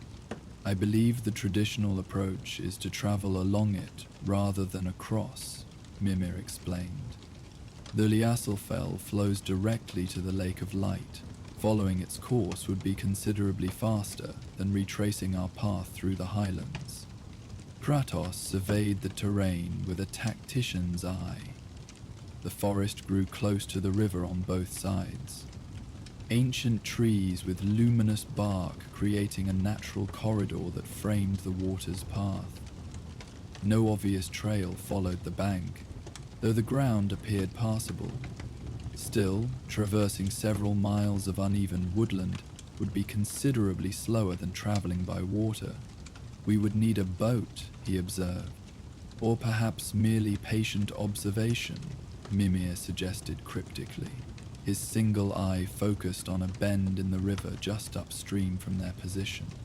Following the head's gaze, Kratos detected movement, something approaching along the waterway, moving with the current but clearly under its own power. As it drew nearer, he identified it as a small craft, a simple raft of bound logs that might accommodate 3 or 4 passengers. A solitary figure stood upon it, using a long pole to guide the vessel with practiced ease. Right on cue, Mimir said with satisfaction. The river provides, as they say. Atreus watched the approaching raft with undisguised curiosity. The figure aboard it was clearly an elf, tall and slender, though without the warrior bearing of those they had encountered during their previous journey through Alfheim. This elf wore simple robes that shifted color subtly as they moved, mirroring the river's silvery luminescence. A hood partially obscured their features, though as the craft drew nearer, they pushed it back to reveal an aged face marked with luminous patterns that followed the contours of deep-set eyes and high cheekbones. The raft glided smoothly to the bank where they stood, the elf bringing it to a halt with a deft twist of their pole. Up close, Kratos noted details that had been invisible at a distance. The elf's robes were not merely cloth, but appeared to be woven from some material that incorporated strands of light, giving the garment a subtle glow. Around their neck hung an amulet containing what looked like a droplet of the same liquid light they had collected from the flowering blade. "Greetings, travelers," the elf spoke, voice gentle yet carrying a resonance that suggested great age. "I am Rivensil, keeper of reflections. Lysanderel sent word that you might seek passage along the Lejoiself." This information took Kratos by surprise. They had left the light-bloom glade only hours before, with no obvious means for messages to have preceded them. Yet he had learned that communication in Alfheim often followed paths invisible to outsiders, connections forged through light and shared resonance rather than physical messengers. "You were expecting us?" Atreus asked, echoing his father's unspoken question. Rivensil smiled, the expression creating new patterns of light across weathered features. "The river connects more than merely places, young giant god. News travels along its currents for those who know how to listen." The elf gestured to their simple vessel. "I offer passage downstream, if that is your desire." Kratos studied the raft with professional assessment. It appeared sturdy despite its simplicity, the logs bound with silvery cords that resembled solidified light more than ordinary rope. The craft rode low in the water, suggesting it was heavier than its appearance indicated. Perhaps the logs themselves were denser than normal wood. "Your vessel seems adequate," he acknowledged, which was as close to wholehearted acceptance as his natural caution would permit. "It has carried me along these waters for more centuries than you might guess," Rivensteel replied with a hint of amusement. "It will bear us safely to the Lake of Light, though I suggest we make ourselves comfortable. The journey, while not overly long in distance, tends to unfold at its own pace." This cryptic addendum did little to alleviate Kratos' suspicion, but their options were limited. Retracing their path overland would delay their return to Midgard significantly, and the vial of tears they carried needed to reach Freya for the stabilization ritual. "We accept your offer," he said finally, gesturing for Atreus to board first. The boy stepped carefully onto the raft, which dipped slightly under his weight but remained stable. Kratos followed, his much heavier frame causing the craft to sink noticeably deeper, though still well above the waterline. Rivenzel seemed unconcerned, using their pole to push away from the bank with practiced ease. "Sit, if you wish," the elf suggested, indicating smooth sections of log that had been shaped into rudimentary seats. "The river's current does most of the work. I merely provide guidance." Atreus settled cross-legged near the raft's bow, eager for the best view of their journey. Kratos chose to remain standing, his warrior's instinct unwilling to surrender the readiness that a seated position would compromise. Mimir, still secured at his waist, craned his neck to observe the river's surface with scholarly interest. As they moved away from the bank, the raft aligned itself with the middle of the river, where the current flowed strongest. Rivensil made only occasional adjustments with the pole, each movement fluid and economical. The forest slid past on either side, the trees growing taller and more densely packed as they proceeded downstream. For a time they traveled in silence, the only sounds being the gentle lapping of water against the logs and the occasional distant calls of creatures that inhabited Alfheim's mystical woodlands. The light that perpetually illuminated the realm filtered through the forest canopy in shafts of gold and silver, creating patterns across the river's surface that shifted and changed with each passing moment. It was Atreus who finally broke the contemplative quiet, his natural curiosity reasserting itself. "Rivensil, Lysander El called you a keeper of reflections. What does that mean?" The aged elf smiled at the direct question. "Just as Lysandrel tends the memory blooms, I watch over this river and its unique properties. The Leaselfell is no ordinary waterway. It exists partially between realms, touching places beyond ordinary perception." "Like Yggdrasil's branches?"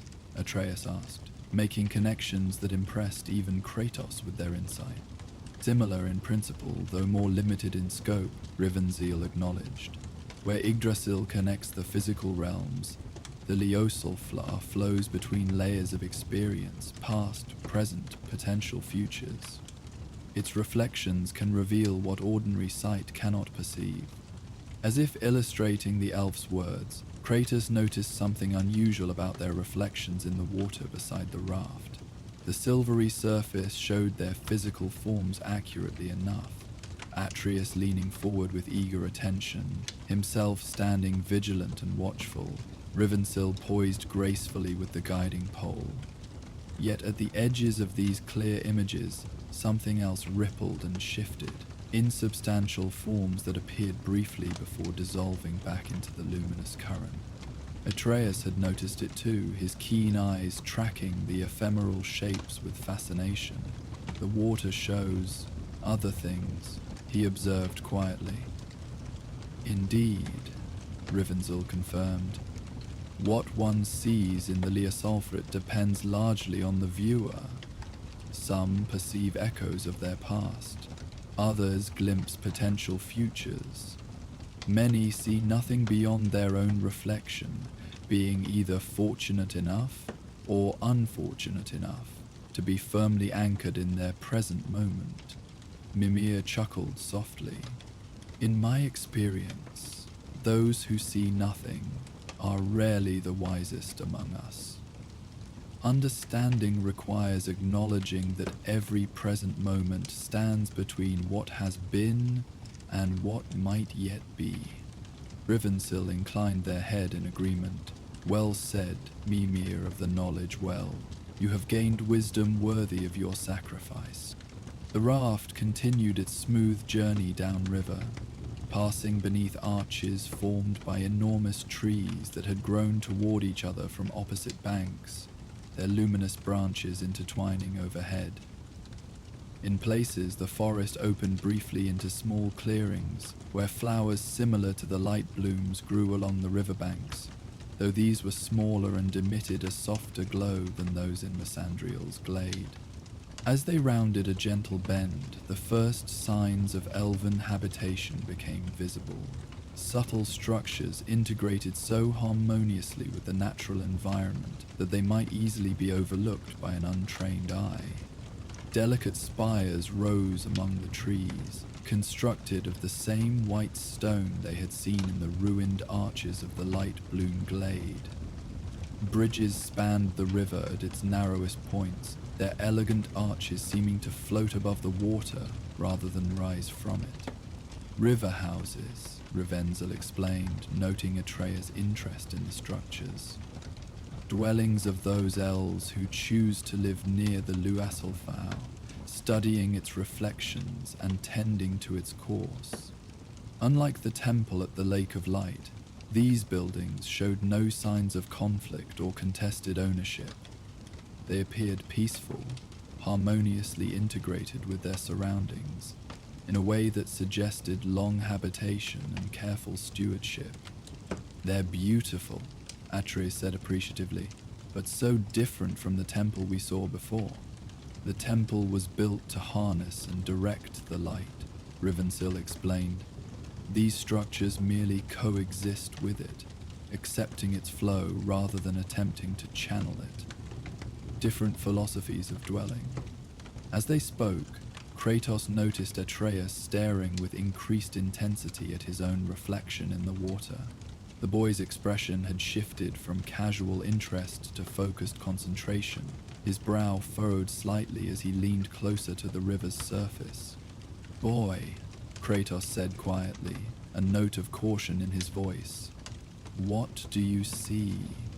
Atreus didn't immediately respond, his gaze fixed on whatever the reflective waters were showing him. When he finally looked up, his eyes held a mixture of wonder and uncertainty. "I saw myself," he said slowly, "but older, taller, using magic I don't know yet." He glanced back at the water, where his ordinary reflection had returned. It was only for a moment, but it seemed so real. "The river shows possibilities, not certainties," Rivenzil remarked, adjusting their course with a gentle push of the pole. "Threads of what might be if current paths continue unaltered." Kratos frowned, instinctively wary of anything that might distract his son with visions of potential futures. Too often had he seen how prophecy and predestination became self-fulfilling burdens, robbing individuals of true choice. "Do not place too much faith in such visions, boy. The future is shaped by our actions, not predetermined by fate."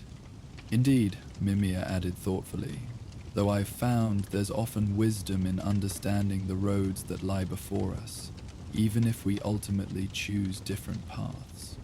Rivenzil guided the raft into the center of the current once more, where the flow carried them past the scattered river houses and back into less inhabited stretches of forest. Here the river widened slightly, its banks lined with stones that emitted a soft, pulsing glow in response to the water's movement. "Many who travel the Les Jossolves see only what they wish to see," the elf observed, the statement carrying no judgment, merely observation. "Others perceive what they fear most. The rarest visitor is one who simply accepts whatever reflections arise, without attachment or aversion." As if prompted by these words, Kratos found his own gaze drawn to the water's surface beside the raft. For several minutes he saw nothing but his accurate physical reflection. The stern, bearded face marked by the distinctive red tattoo, the powerful shoulders carrying the weight of weapons and experience alike. But gradually, the image began to shift. Not in obvious ways, but in subtle alterations that nonetheless caught his attention. The reflection showed him still, yet somehow diminished. Not physically smaller, but carrying himself differently. The rigid warrior's posture had softened, the perpetual battle readiness replaced by something that might almost be called ease. Most striking was the expression on his reflected face. The deep furrows of constant vigilance had smoothed, the eyes holding less of the burning intensity that had defined him for so long. Kratos looked away sharply, unsettled by the image in ways he couldn't immediately articulate. It wasn't a weakened version of himself he had glimpsed, but one fundamentally changed in nature. A self he could barely recognize. One that had somehow made peace with aspects of existence he had spent centuries holding at arm's length. "Father?" Atreus's voice pulled him from his unsettled contemplation. "Did you see something too?" "Nothing of consequence," Kratos replied, his tone making it clear he considered the subject closed. Rivendell observed this exchange with the patient neutrality of one who had witnessed countless similar reactions over long centuries. "The Leos Elfa shows us reflections of ourselves viewed through the lens of time," the elf commented. "Not prophecy, merely perspective." The raft continued its journey downstream, passing through stretches of forest that grew increasingly ancient as they proceeded. The trees here were massive, their trunks wider than Kratos was tall, their luminous bark patterned with symbols that might have been natural formations or deliberate inscriptions. It was impossible to tell where nature ended and elven cultivation began in this realm of living light. The river itself began to change subtly, its current maintaining the same gentle pace, but its surface becoming even more reflective, almost mirror-like in its clarity. The silvery luminescence that had characterized the water in the upper reaches now took on prismatic qualities, occasionally refracting the ambient light into brief rainbows that danced across the surface before dissolving back into the flow. "We approach the confluence," Rivendell announced, using the pole with more deliberate guidance as the river broadened into what appeared to be a perfectly circular pool, where memory and possibility meet most strongly. The raft glided into this expanded section of the river, where the current slowed nearly to stillness. The pool was perhaps 100 paces across, its circumference marked by white stones that glowed with internal light. At its center, the water formed a slow, gentle whirlpool, not a dangerous vortex, but a peaceful spiral that turned with hypnotic regularity. "This is the heart of the Leosolf," Rivendell explained, guiding their craft in a wide arc around the central spiral, "where its unique properties are most evident. If you wish to understand what the river has to show you, this is where its voice speaks most clearly." Atreus leaned forward, his natural curiosity overcoming any apprehension. The pool's mirror-like surface reflected not only the three travelers on their simple raft, but also the forest canopy above, creating the illusion that they floated in a perfect sphere with identical landscapes above and below. "It's like we're suspended between worlds," the boy observed quietly, his voice hushed with appropriate wonder. "An apt description," Rivendell nodded. "This pool exists in the overlap between realms, not physically, but in the more subtle sense of perception and possibility. What appears here often reveals connections invisible elsewhere." As the raft continued its slow circuit of the pool, Kratos noticed structures on the bank that had been hidden by the trees until now. Ruins of what must once have been a significant elven settlement. Unlike the harmoniously integrated river houses they had passed earlier, these buildings showed signs of more imposing architecture. Columns of white stone, foundations of a size that suggested large gathering places. Fragments of what might have been a tower or spire now collapsed into elegant disarray. "The Court of Dual Reflection," Rivendell said, following Kratos' gaze. "Built during the time before the Schism, when light and dark elves still ruled Alfheim together. Here they would gather to consult the Leosolfolk's wisdom before making decisions that would affect the realm." "What happened to it?" Atreus asked, studying the remnants with evident fascination. "The same fate that befell most structures from that era," the elf replied. "When harmony became discord, when balance fractured into opposition, the places built to celebrate unity became battlegrounds. Rather than see it desecrated by conflict, the last caretakers partially dismantled it themselves, returning its essence to the forest. Mimir nodded sagely. A wise choice, though a sad one. Better to lay something to rest with dignity than watch it become corrupted by those who no longer understand its purpose. As they spoke, the raft had completed nearly half its circle around the pool's perimeter. Now they approached a section where the ruined court extended partially over the water, graceful arches that had once formed a viewing platform, their reflections creating perfect circles where stone met water. "We will pause here briefly," Revensil announced, using the pole to guide their craft to a small natural dock formed by smooth white stones extending into the pool. The Leosalf invites contemplation at this junction. One traditionally takes a moment to honor its offerings before continuing downstream. The elf secured the raft with practiced ease, using a loop of the same light-infused cord that bound the logs together. There was no physical mooring post. Instead, Rivenzil touched the cord to one of the white stones, which immediately emitted a brighter glow. The cord seemed to adhere to this illuminated surface, as if magnetized. "You may step onto the viewing platform if you wish," Rivenzil offered. It remains sound despite its age. The elven builders of that era created structures to last millennia. Atreus looked to his father for permission, his expression hopeful. After a moment's consideration, Kratos nodded. The ruins appeared stable enough, and no obvious threats lurked nearby. The boy clambered eagerly from the raft onto the smooth stone platform, his footsteps disturbing centuries of settled silence. Kratos followed more cautiously, his warrior's instinct automatically assessing the structure's integrity and defensive vulnerabilities.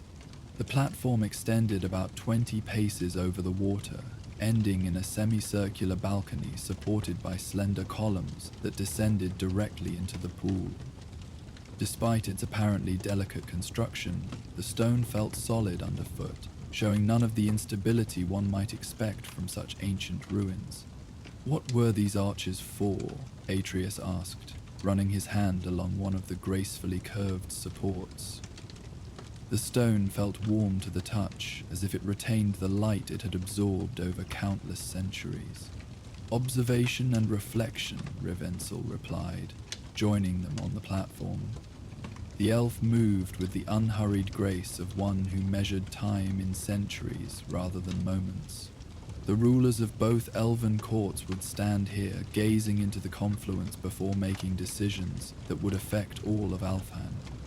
It was believed that the Leosalfell could show both the origins of present circumstances and their potential outcomes, helping those in power to choose wisely. "A noble ideal," Mimir commented from his position at Kratos's belt. "Though in my experience, even those with access to such insight rarely heed it if it contradicts what they already wish to do."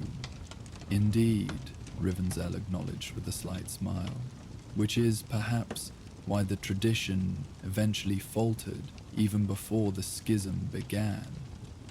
Truth is rarely comfortable, especially for those accustomed to power." They reached the platform's furthest extension, where the balcony curved out over the still waters of the pool. From this vantage point, the central spiral was clearly visible, a gently rotating pattern that seemed to descend into infinite depth despite the river's presumed shallowness. The longer Kratos looked into it, the more it appeared not as a mere surface phenomenon, but a window into somewhere else entirely. "The confluence shows each viewer something different," Rivensell explained, gesturing toward the spiral, "or rather, it shows what each viewer most needs to see, whether they wish to see it or not." Atreus had already moved to the balcony's edge, kneeling to peer more closely at the water below. The boy's reflection appeared normal at first, an accurate mirroring of his current self, young face intent with curiosity. But as Kratos watched, the image began to change in subtle ways. The reflected Atreus aged gradually, not to adulthood, but perhaps to early adolescence. His features remained recognizable but matured slightly, the roundness of childhood giving way to hints of the young man he would eventually become. Most notably, the reflection showed him drawing a bow that wasn't physically present, the movement precise and confident, a warrior's poise evident in his stance. Then the image shifted again, presenting not a single reflection but several simultaneously, like overlapping possibilities existing side by side. In one, Atreus stood tall and straight, his bearing reminiscent of the giant carvings they had seen in Jotunheim. In another, he appeared somehow diminished, a solitary figure against a barren landscape. A third showed him surrounded by others, though their forms were too indistinct to identify clearly. "I see. Different versions of myself," Atreus said quietly, his voice a mixture of wonder and uncertainty. "Different paths. The river shows possibility, not destiny," Rivendell reminded him gently. "Threads of what might be, depending on choices yet unmade." Kratos instinctively wanted to pull his son away from these visions, to shield him from the burden of too much foresight. Yet he restrained himself, recognizing that Atreus was no longer the sheltered child he had once sought to protect from all knowledge of the wider world. The boy had earned the right to glimpse the paths that might lie before him, even if such visions carried their own risks. Instead, he moved to stand beside his son, placing a hand on the boy's shoulder, a gesture of support that had become more natural to him over the course of their journey together. "Remember, boy," he said quietly, "these are reflections, not certainties. Your path is your own to forge." Atreus nodded, drawing a deep breath as he continued to study the shifting images below. "Some of what I see scares me," he admitted, "but some of it feels right, like possibilities I want to reach for. That is the wisdom of the Liosel Fag," Ripensel observed. "It shows not merely what might be, but our own reactions to those possibilities. Sometimes what we fear reveals what we truly value.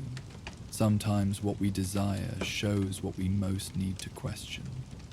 Almost reluctantly, Kratos turned his own gaze to the water's surface, bracing himself for whatever reflections the mystical river might reveal.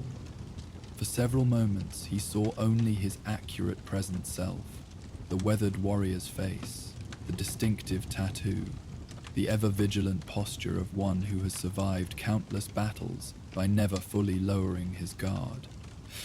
Then, gradually, the image began to change, not in dramatic transformation, but in subtle shifts. His reflection showed the same physical form, yet somehow altered in bearing. The rigid tension in his shoulders slightly eased, the perpetual furrow between his brows lessened, the set of his jaw less grimly determined. It was still unmistakably himself, yet a version that carried his burdens differently. More disquieting were the figures that appeared beside this altered self. Indistinct at first, then resolving into forms he recognized with a jolt of complex emotion. Faye stood to one side, her features exactly as he remembered, her expression carrying the quiet wisdom that had drawn him to her despite his reluctance to form attachments. On his other side, less distinct but unmistakable nonetheless, were shadows that bore the essence of his first wife and daughter, lost so long ago in the tragedy that had set him on his path of vengeance against the gods of Olympus. Kratos looked away sharply, his jaw tightening against the unexpected surge of feeling. These were not prophecies of some impossible reunion, but reflections of what he carried within. The families lost and found, the connections severed and forged anew, the capacity for love he had believed destroyed forever, until Faye, and then Atreus had proven otherwise. The river shows not only who we might become, Rivenseal said quietly, but also what we bring with us on the journey. The past is never truly past, god of war. It flows alongside us always, shaping the course of our present, just as the banks shape the river's flow. Before Kratos could respond, had he even wished to, Atreus straightened suddenly, his attention caught by something new in the water. "Father, look," he said urgently. "There's something else." The boy pointed to where their reflections now revealed a different scene entirely, not alternative versions of themselves, but a vision of Midgard. The snow-covered landscape was immediately recognizable as the forest surrounding their home, yet something about it appeared altered. The perpetual winter seemed somehow deeper, the snow thicker, the trees more heavily burdened with ice. "Fimbulwinter progresses," Mimir observed, having maneuvered his position to view the reflection. "The great winter deepens its hold on Midgard, while we journey through Alfheim." "It's more than that," Atreus insisted, pointing to a specific area of the vision. "Look there. That's the direction of Freya's dwelling. There's some kind of light or energy gathering." Kratos focused on the indicated section of the reflection, noting what indeed appeared to be an unusual concentration of power, a swirling nexus of energy centered on where they knew Freya made her home. The vision wasn't detailed enough to reveal exactly what was occurring, but it clearly showed something significant taking place. "The ritual she spoke of," Kratos surmised. "She begins preparations even now, which suggests our return to Midgard grows more urgent," Mimir added. "If Freya has already commenced the preliminary stages, she must believe the boundaries between realms are weakening more rapidly than anticipated." Rivenseal nodded gravely. "The Leusafel shows truth when needed most. If it reveals developments in another realm while you stand here, the message carries significance beyond mere observation." The vision faded gradually, the water's surface returning to its previous state of showing their own reflections, though now without the alterations and additions they had witnessed earlier. It was as if the river had delivered its most important message and now returned to its normal function. "We should continue our journey," Kratos decided, turning away from the balcony. "The tears we carry must reach the Witch of the Woods without further delay." "A wise choice," Rivenseal agreed, leading the way back to where their raft remained secured to the glowing stone. "The remainder of our passage will be swift. The Leusal flows more directly once past the confluence, as if it too recognizes when contemplation must give way to action." They returned to the raft, Atreus noticeably more subdued than before, his expression thoughtful as he processed what he had witnessed in the mysterious waters. Kratos too remained silent, though for different reasons. The visions the river had shown him had touched nerves long numbed by necessity, reviving questions about identity and possibility he had deliberately set aside in favor of immediate survival. Rivenseal untethered their vessel with a gentle touch to the glowing stone, which immediately dimmed to its previous luminescence. The elf took up the guiding pole once more, steering them away from the ruined court and back into the main current of the pool. As promised, once they left the confluence behind, the river's character changed markedly. The current strengthened, carrying them forward with greater purpose. The channel narrowed again, the banks drawing closer on either side, though never so close as to create dangerous rapids or obstacles. It was as if the waterway itself understood their need for swifter passage. The forest through which they now traveled showed signs of transition, the ancient towering trees gradually giving way to younger growth, the dense canopy opening occasionally to reveal glimpses of Alfheim's luminous sky. Elven structures became more frequent along the banks. not the ruins of ancient glory, but functional, current habitations that blended harmoniously with their surroundings. We approached the lower reaches, Rivensil explained, making minimal adjustments with the pole as the river did most of the work. Where the Luosafal prepares to join the Lake of Light, notice how the character of the forest changes, younger, more actively tended. The elves who dwell here focus more on cultivation. Indeed, they now passed what appeared to be carefully maintained groves, trees arranged in geometric patterns, their luminous qualities seemingly enhanced through deliberate care. Flowering vines spiraled up trunks and branches in arrangements too precise to be natural, creating living sculptures of light and foliage. Atreus watched these passing scenes with appreciation, though his typical enthusiastic questioning had been replaced by thoughtful observation. The visions at the confluence had clearly affected him deeply, giving him much to consider. The reflections you witnessed will settle in their own time, Rivensil said to him, perceiving his preoccupation. Do not try to resolve their meaning too quickly. Like seeds, some insights need darkness and patience before they can properly grow. The boy nodded, grateful for the gentle advice. It's strange, he said after a moment. I've always wanted to know more about who I am, what I might become, but seeing those possibilities made everything feel both clearer and more complicated at the same time. The mark of true wisdom, Mimir commented. Greater knowledge rarely simplifies. It usually reveals complexities previously invisible to us.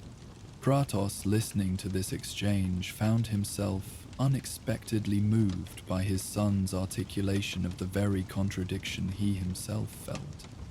The river's reflections had indeed made things simultaneously clearer and more complex, showing possibilities that felt both foreign and strangely familiar, paths that both repelled and attracted.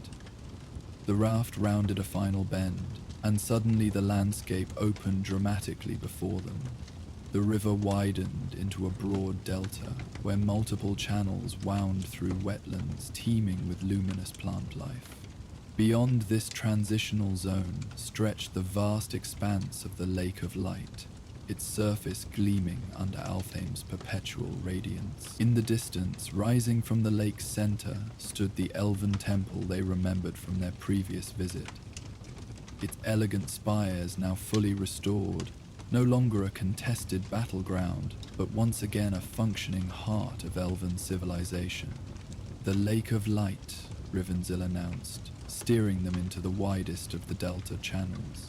Our journey along the Luosafal nears its conclusion.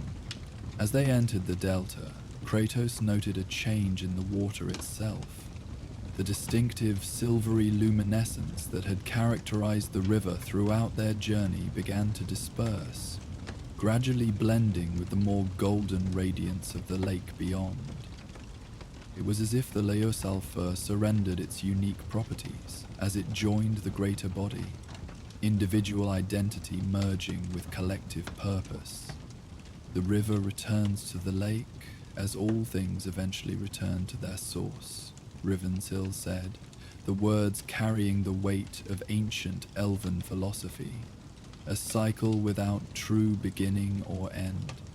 The delta channels widened further as they approached the lake proper, the current slowing as the river prepared to surrender its individuality to the greater body of water. Delicate structures rose from small islands throughout the wetlands, elven waypoints and observation platforms built with characteristic harmony, neither imposing upon nor surrendering to the natural environment, but existing in perfect balance with it. Light elves could occasionally be glimpsed moving among these structures, their luminous forms gliding gracefully between tasks unknown to the travelers. Unlike the warriors they had encountered during their previous journey through Alfheim, these elves appeared to be civilians, tenders of plants, keepers of waterways, scholars observing and recording the delta's ever-changing patterns.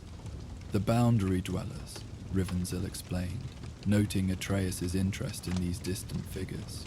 Elves who study transitions and thresholds, finding meaning in the places where one state of being transforms into another. Like where the river becomes the lake, Atreus asked. Precisely. Or where forest becomes meadow, where waking becomes dreaming, where memory becomes prophecy.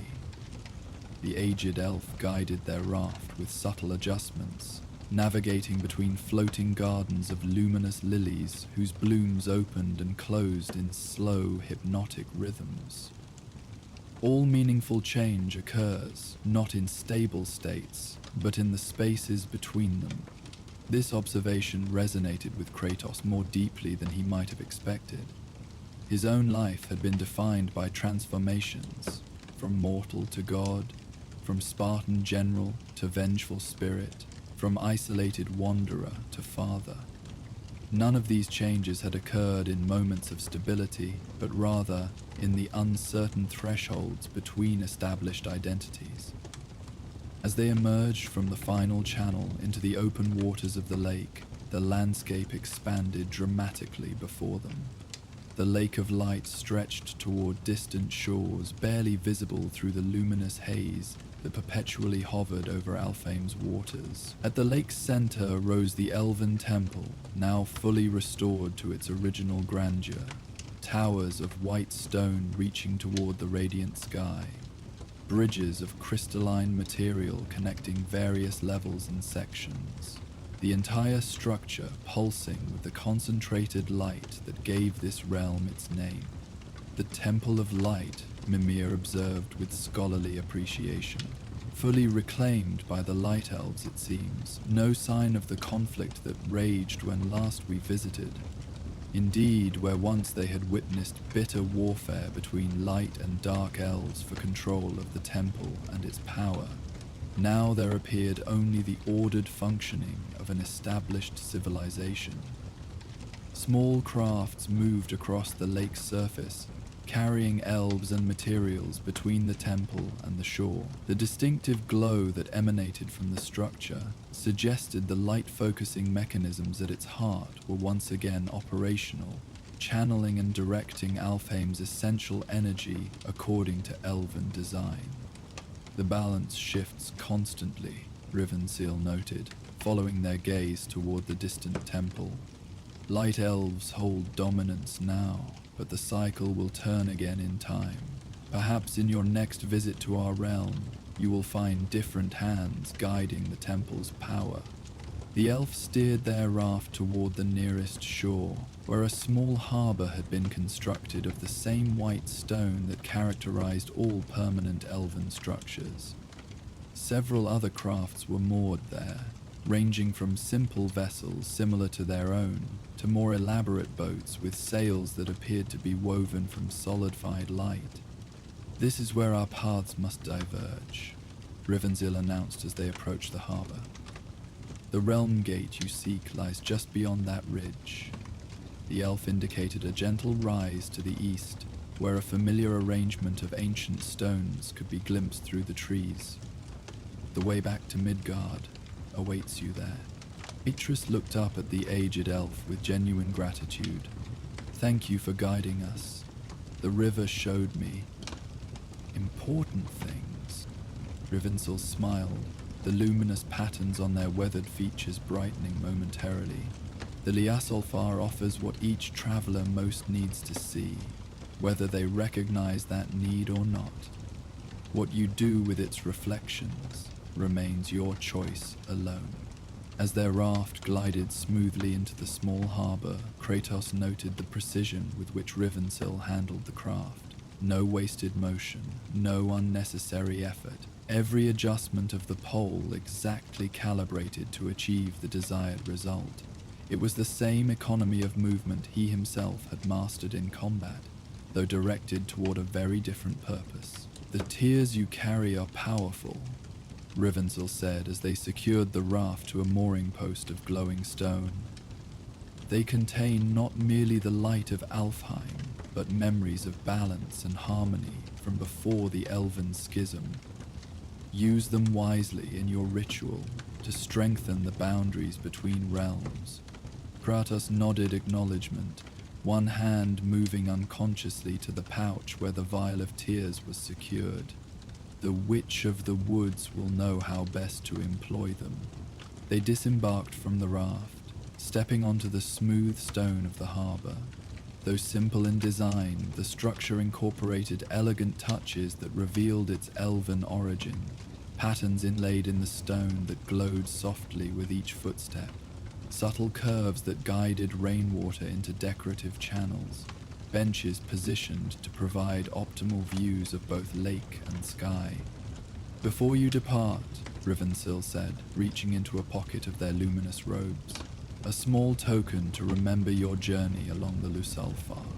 The elf extended a closed hand toward Atreus, opening it to reveal what appeared to be a perfectly smooth stone, small enough to fit comfortably in the boy's palm. Unlike the white stones that lined the river, this one was a deep blue silver, its surface rippling with internal light that mimicked the flowing patterns of the mysterious river.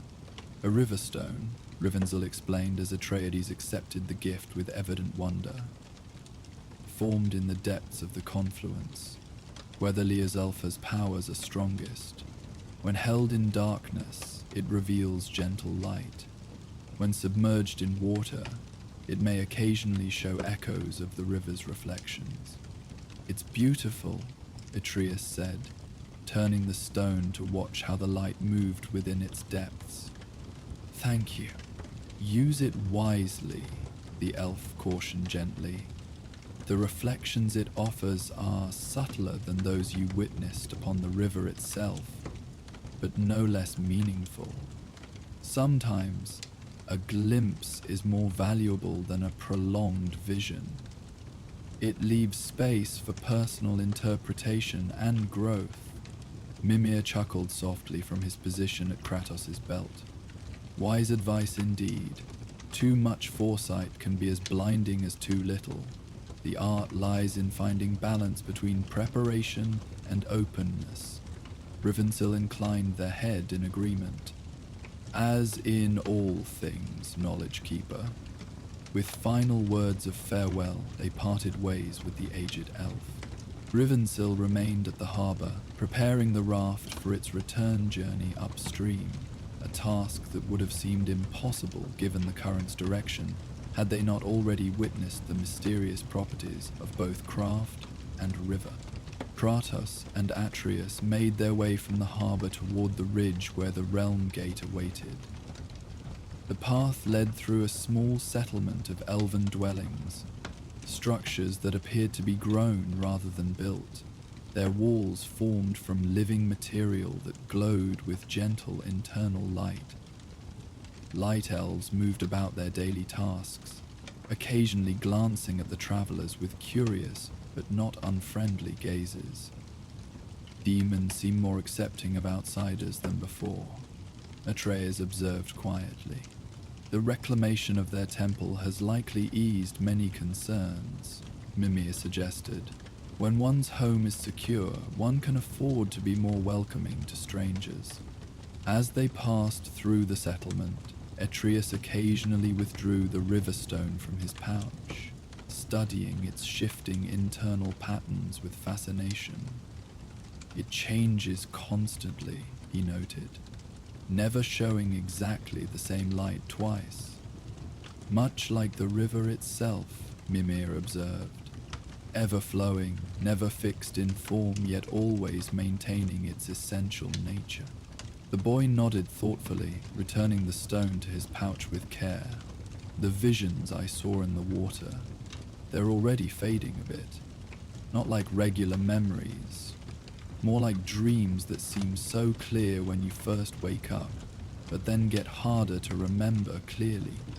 Perhaps that is for the best," Kratos responded. "To carry the weight of all possible futures would burden even the strongest soul." "Indeed," Mimir agreed. "The value lies not in remembering every detail of what you glimpsed, but in how those glimpses change your understanding of your present path. They crested the ridge, finding themselves at the familiar circle of ancient stones that formed the realm gate. The mechanism remained as they had left it, ready to transport them back to Midgard when activated. Beyond the gate stretched the Lake of Light, its vast expanse shimmering under Alfheim's perpetual radiance. Atreus paused before they activated the gate, turning to take one last look at the realm they were leaving.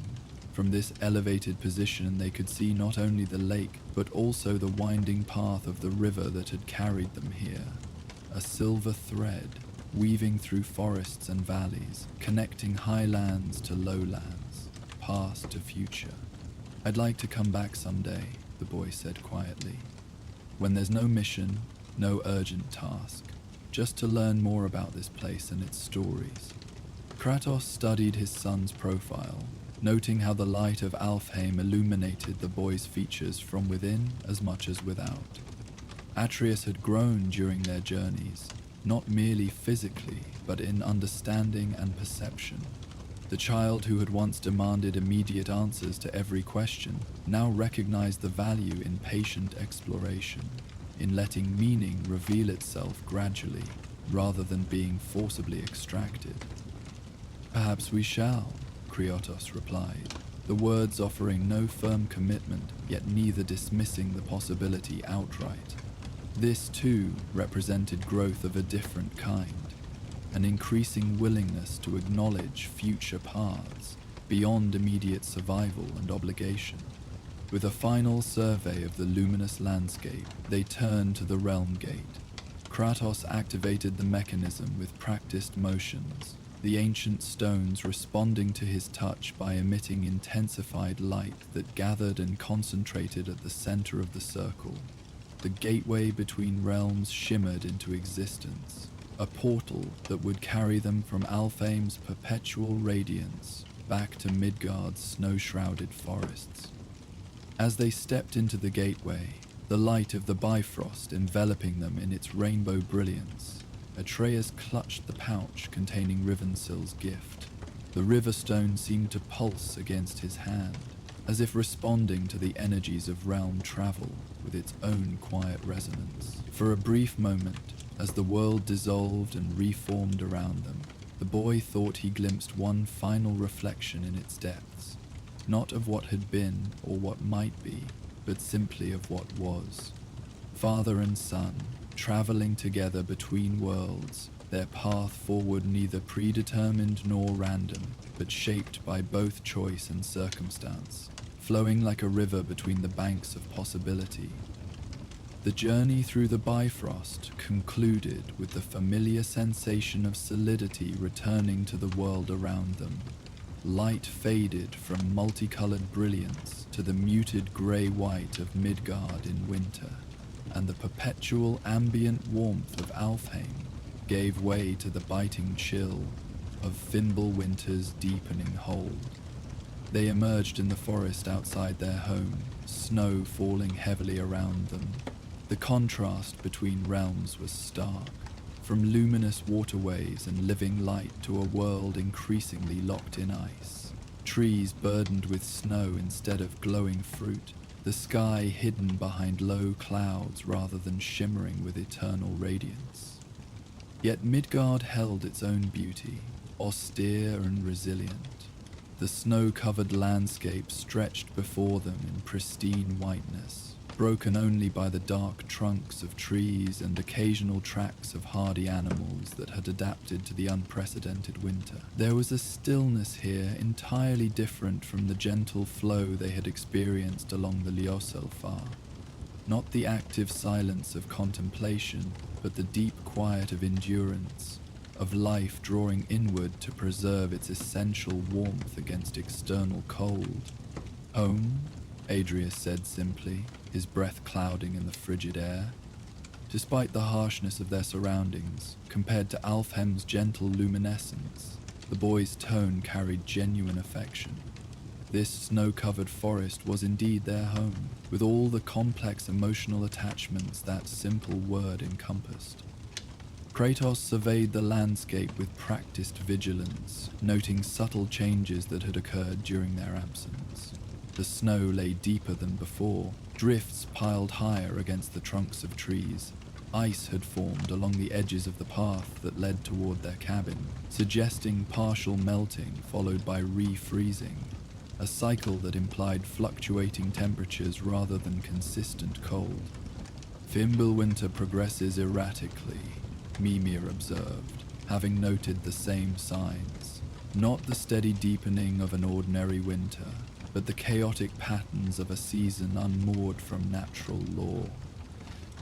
The boundaries between realms continue to weaken, Kratos concluded grimly. The evidence lay before them. Weather that followed no natural progression, patterns disrupted by influences that should not reach across world barriers. All the more reason to proceed quickly to Freya, Mimi urged. The tears we carry may help stabilize what threatens to unravel further. They set off through the snow-laden forest, following familiar paths now transformed by winter's heavy hand. The journey to Freya's dwelling would take several hours under these conditions, the deep snow slowing their progress despite Kratos' strength and Atreus' nimble navigation. As they walked, Atreus occasionally reached into his pouch to touch the river stone, as if seeking connection to the mysteries they had witnessed in Alfheim. The contrast between realms seemed to have heightened his awareness of Midgard's unique character, its stubborn persistence, its unadorned beauty, its refusal to surrender completely, even to a winter that should not be. "Father," he said after they had traveled in silence for some time, "do you think the river showed us true things? About ourselves, I mean. Not just about what's happening with the realms." Kratos considered the question with his customary thoroughness. The visions he had glimpsed in the Liosulfal's reflective surface had indeed disturbed him, not because they showed weakness or defeat, but because they suggested possibilities he had deliberately refused to consider. A self less defined by vigilance and struggle, connections preserved rather than severed, burdens carried differently if not set aside entirely. "The river showed aspects of possibility," he replied finally. "Whether true or false depends not on the vision itself, but on the choices that follow." Atreus nodded, finding wisdom in the measured response. "I saw myself following different paths. Some felt right, others—" He trailed off, seemingly reluctant to articulate the alternatives that had disturbed him. But they were all still me, somehow. Just different versions, as Ribbensell said, reflections rather than prophecies, Mimir contributed. Glimpses of what might be, depending on countless choices yet unmade. The value lies not in treating them as inevitable outcomes, but as insights into your own nature and potential. They continued through the forest, the snow deepening as they moved into areas more exposed to the open sky. Here, drifts reached nearly to Atreus' waist in places, requiring careful navigation to avoid exhausting themselves unnecessarily. Kratos occasionally broke trail through particularly deep sections, his greater strength and stature allowing him to forge a path his son could follow more easily. As they crested a small rise, they caught their first glimpse of the area surrounding Freya's dwelling in the distance. Just as the river's reflection had shown them, an unusual concentration of energy was visible there. Not physical light visible to ordinary sight, but a shimmer in the air that suggested magical workings of significant power. The effect was subtle, but unmistakable to those who had experience with cider and its manifestation. "The witch begins her preparations," Kratos observed. "And none too soon," Mimir added. "Look there, beyond her sanctuary." He indicated an area further from Freya's dwelling. where the forest thinned into a small clearing. There, barely visible at this distance, the air appeared to ripple oddly. Not the heat distortion of summer, but something more substantive, as if the very fabric of reality had grown thin enough to wrinkle under pressure from beyond. A boundary weakening, Mimir explained grimly, where Midgard's edges fray against another realm, not a full breach yet, but a sign of increasing instability. Oh, the more reason to deliver the tears without delay, Kratos said, adjusting their course slightly to approach Freya's dwelling from a more direct angle, despite the deeper snow this route would entail. As they drew nearer to the witch's sanctuary, the signs of her magical workings became more evident. Runic symbols had been carved into trees surrounding the area, each one glowing faintly with contained power. The ground itself seemed different within the boundary these runes created, less burdened with snow, the plant life showing hints of green despite the deepening winter beyond. Freya herself came into view as they approached the final stretch of forest before her dwelling. The Vanir goddess stood in a small clearing, her hands moving in the intricate patterns of cedar working, golden energy flowing from her fingertips to create complex structures in the air before her. She wore simple attire suited to Midgard's harsh climate, but moved with the unconscious grace of one who had once commanded the Valkyries. She sensed their approach before they announced themselves, her head turning sharply in their direction.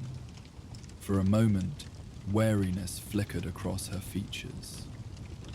Their last parting had been complicated by revelations and divided loyalties, but it quickly gave way to focus on their shared purpose. "You have returned," she observed, lowering her hands as the magical constructs she had been creating dissipated into motes of golden light. "Do you bring what I requested?"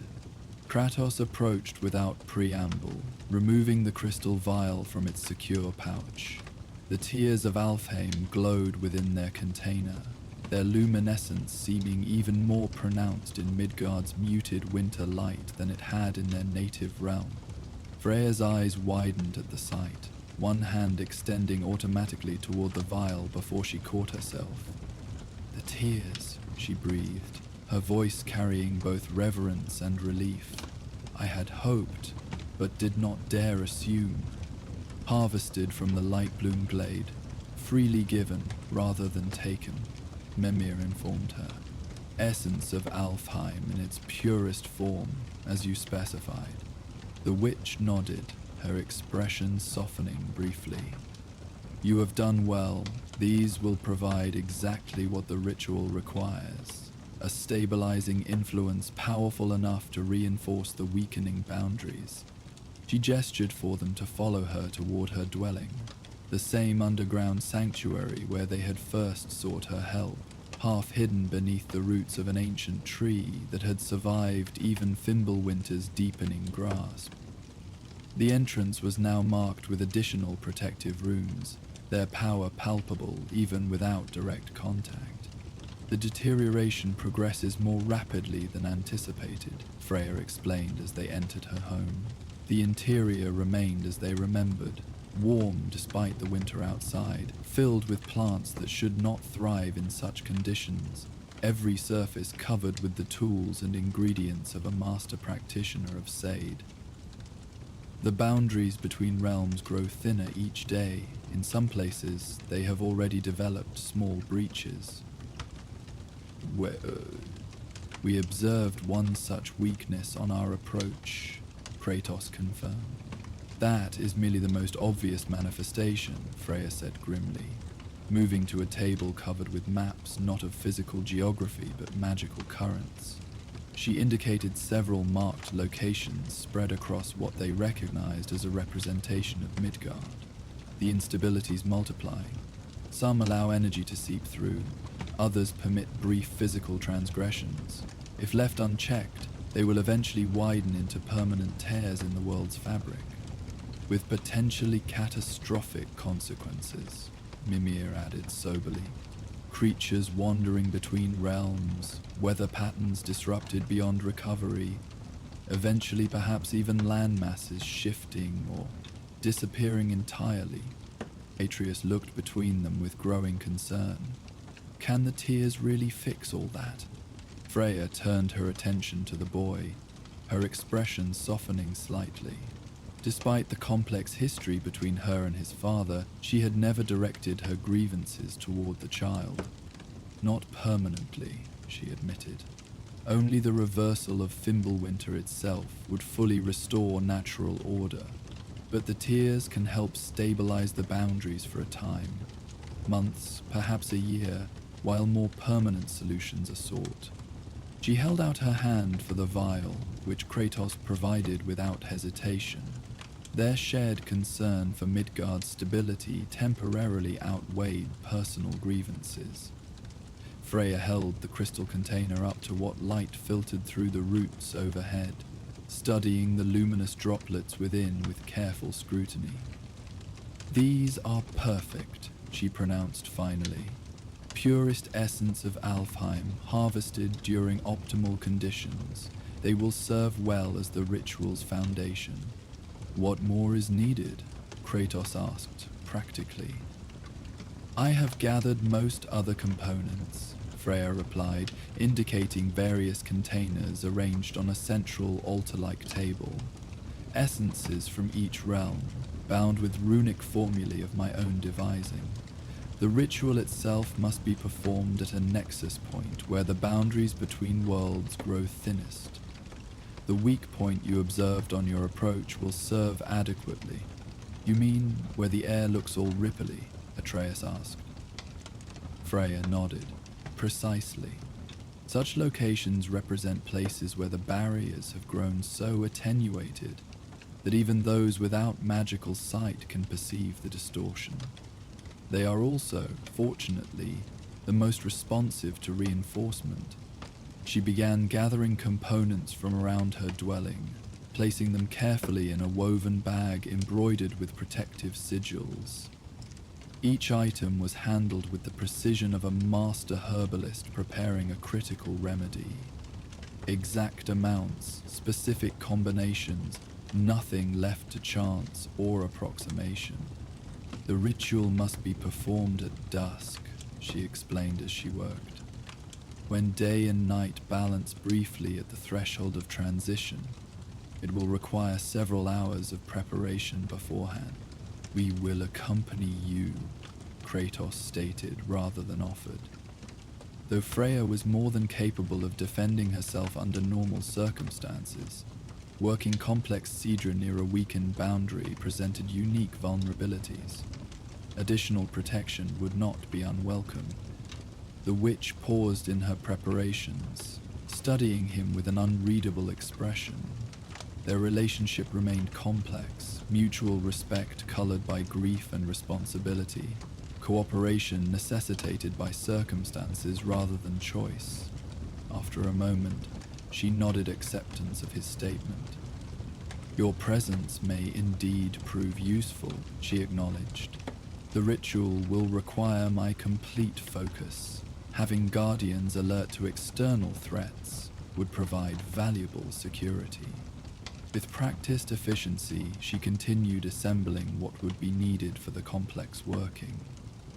Atreus assisted where possible, his natural curiosity about magical processes making him an eager, if sometimes over-enthusiastic, helper. Kratos maintained a respectful distance, recognizing that in this domain, his skills offered little direct contribution. As they worked, the boy occasionally withdrew Rivensil's gift from his pouch, studying the Riverstone's shifting internal patterns during brief moments of respite. Freya noticed this with evident interest, pausing her preparations to examine the mysterious object. "A stone from the Leosulfur," she observed with subtle surprise. "It has been many years since I saw such a token. The river keepers rarely part with them." "You know of the river?" Atreus asked. "I visited Alfheim often, long ago, before." She trailed off, pain briefly crossing her features before being carefully composed away. Before circumstances confined me to Midgard. The reflective riverway was among my favorite places in that realm, a site of genuine power untainted by political struggles. She extended her hand, and after a questioning glance at his father, received a nod of permission. Atreus placed the riverstone in her palm.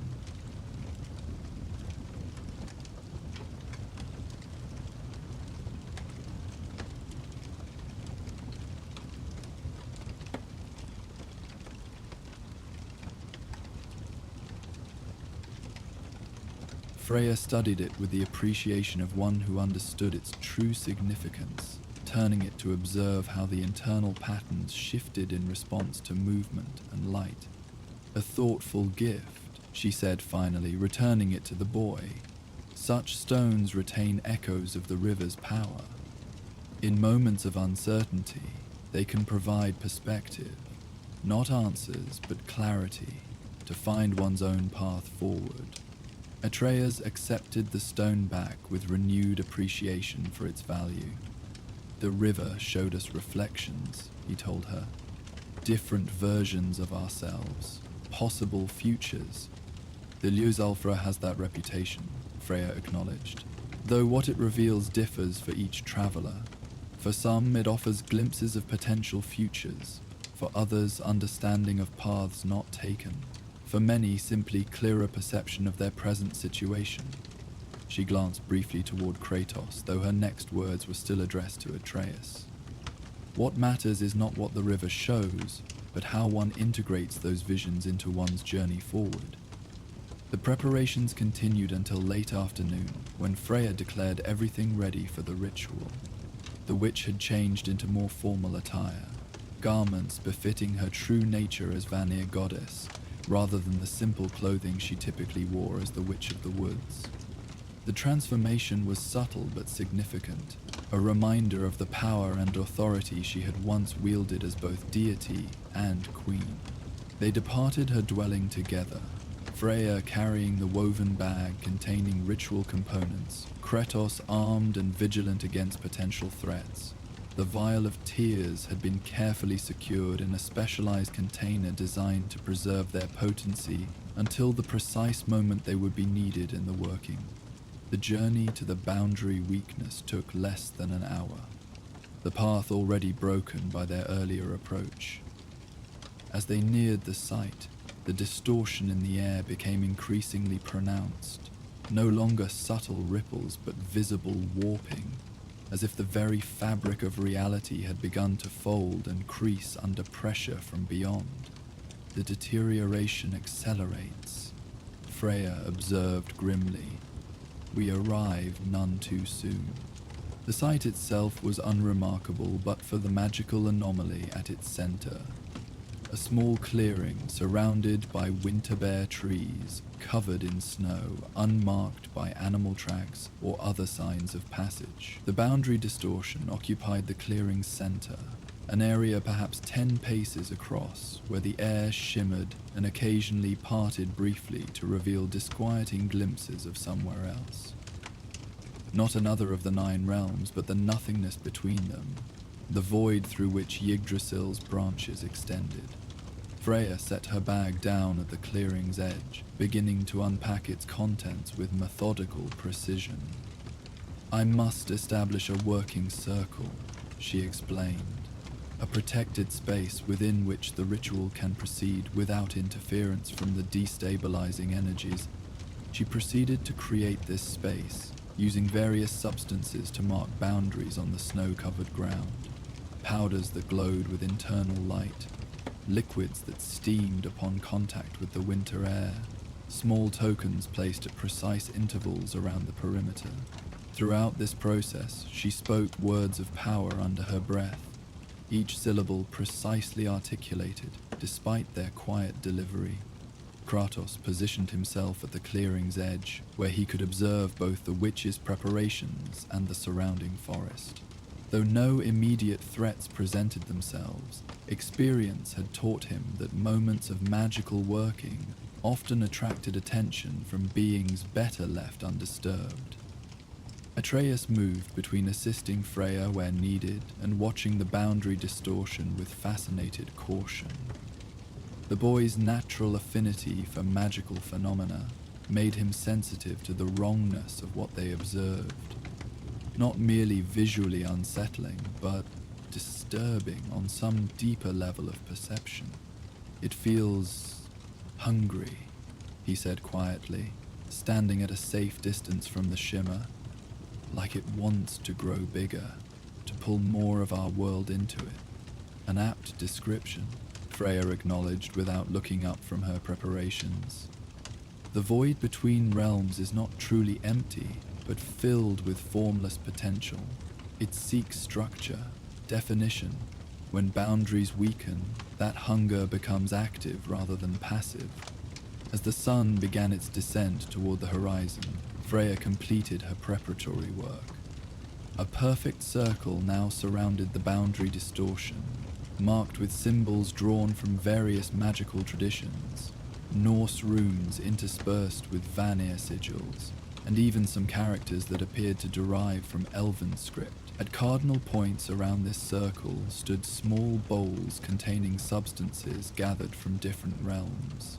Earth from Midgard, embers from Muspelheim, frost from Niflheim, others less immediately identifiable.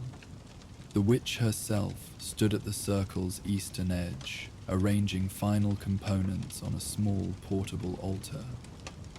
Her movements were precise and unhurried, despite the visibly worsening condition of the boundary before them, the shimmering now punctuated by occasional flashes of darkness as the void beyond pushed more insistently against Midgard's weakening fabric. "It is time," she announced as the sun touched the treetops to the west.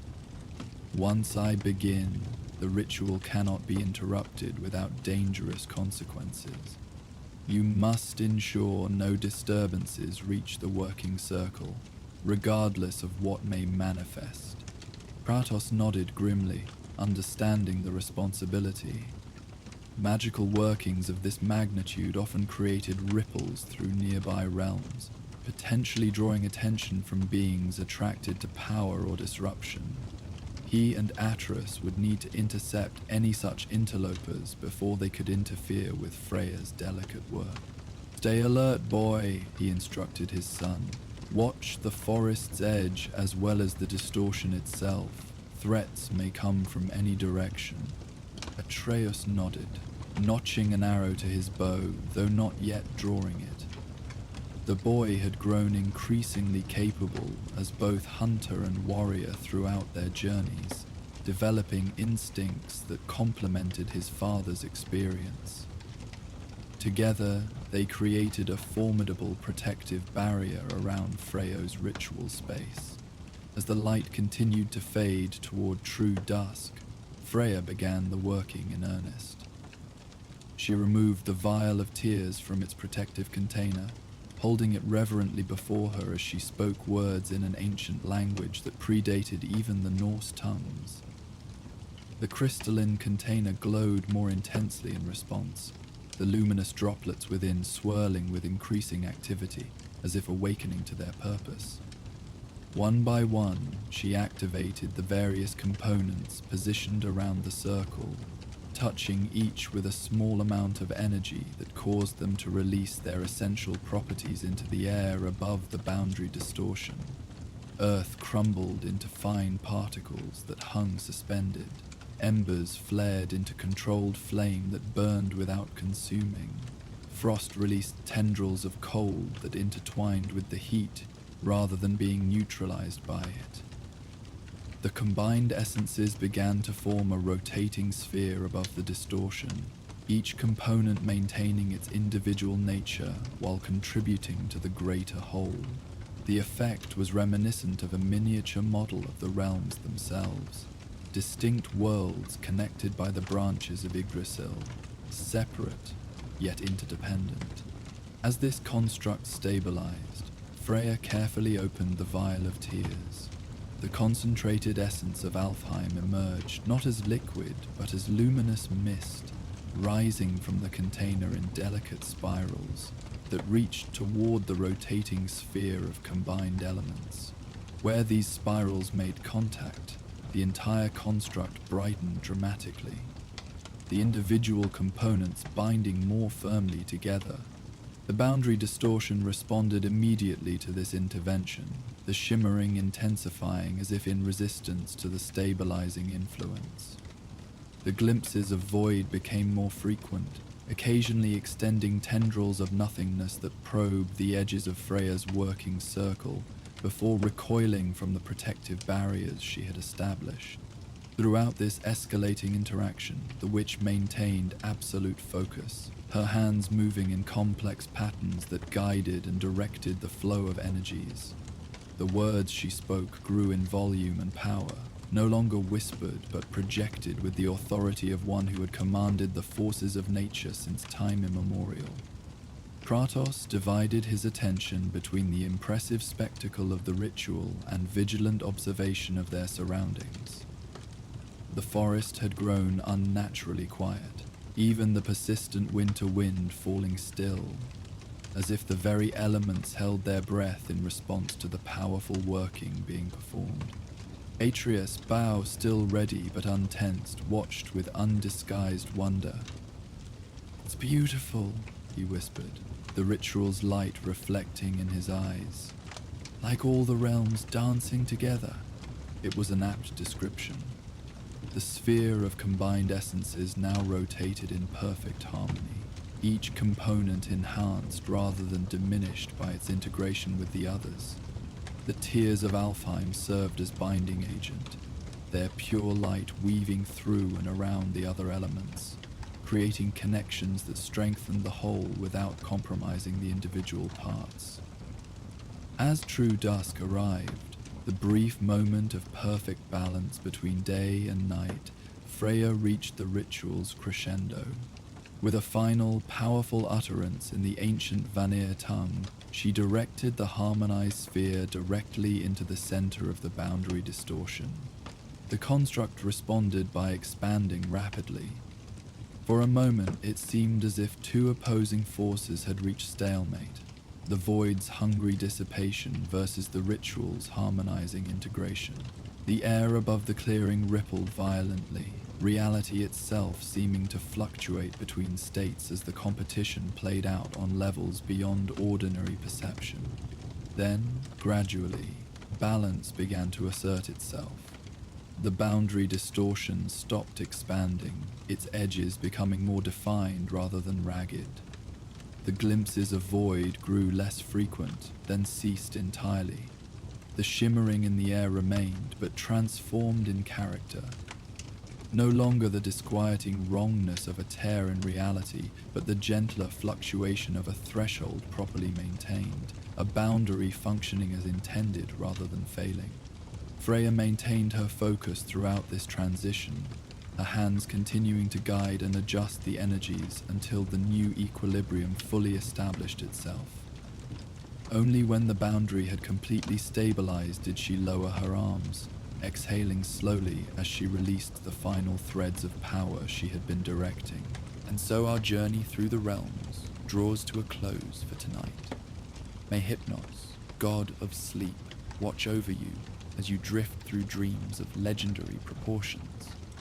If these tales of gods and monsters helped guide you to restful sleep, consider supporting our journey by liking this video and subscribing to the channel.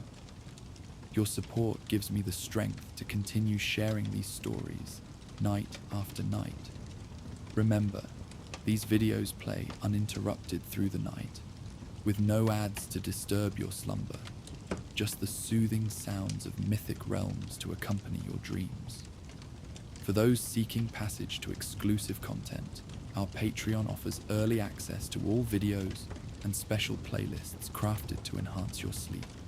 The link awaits in the description below.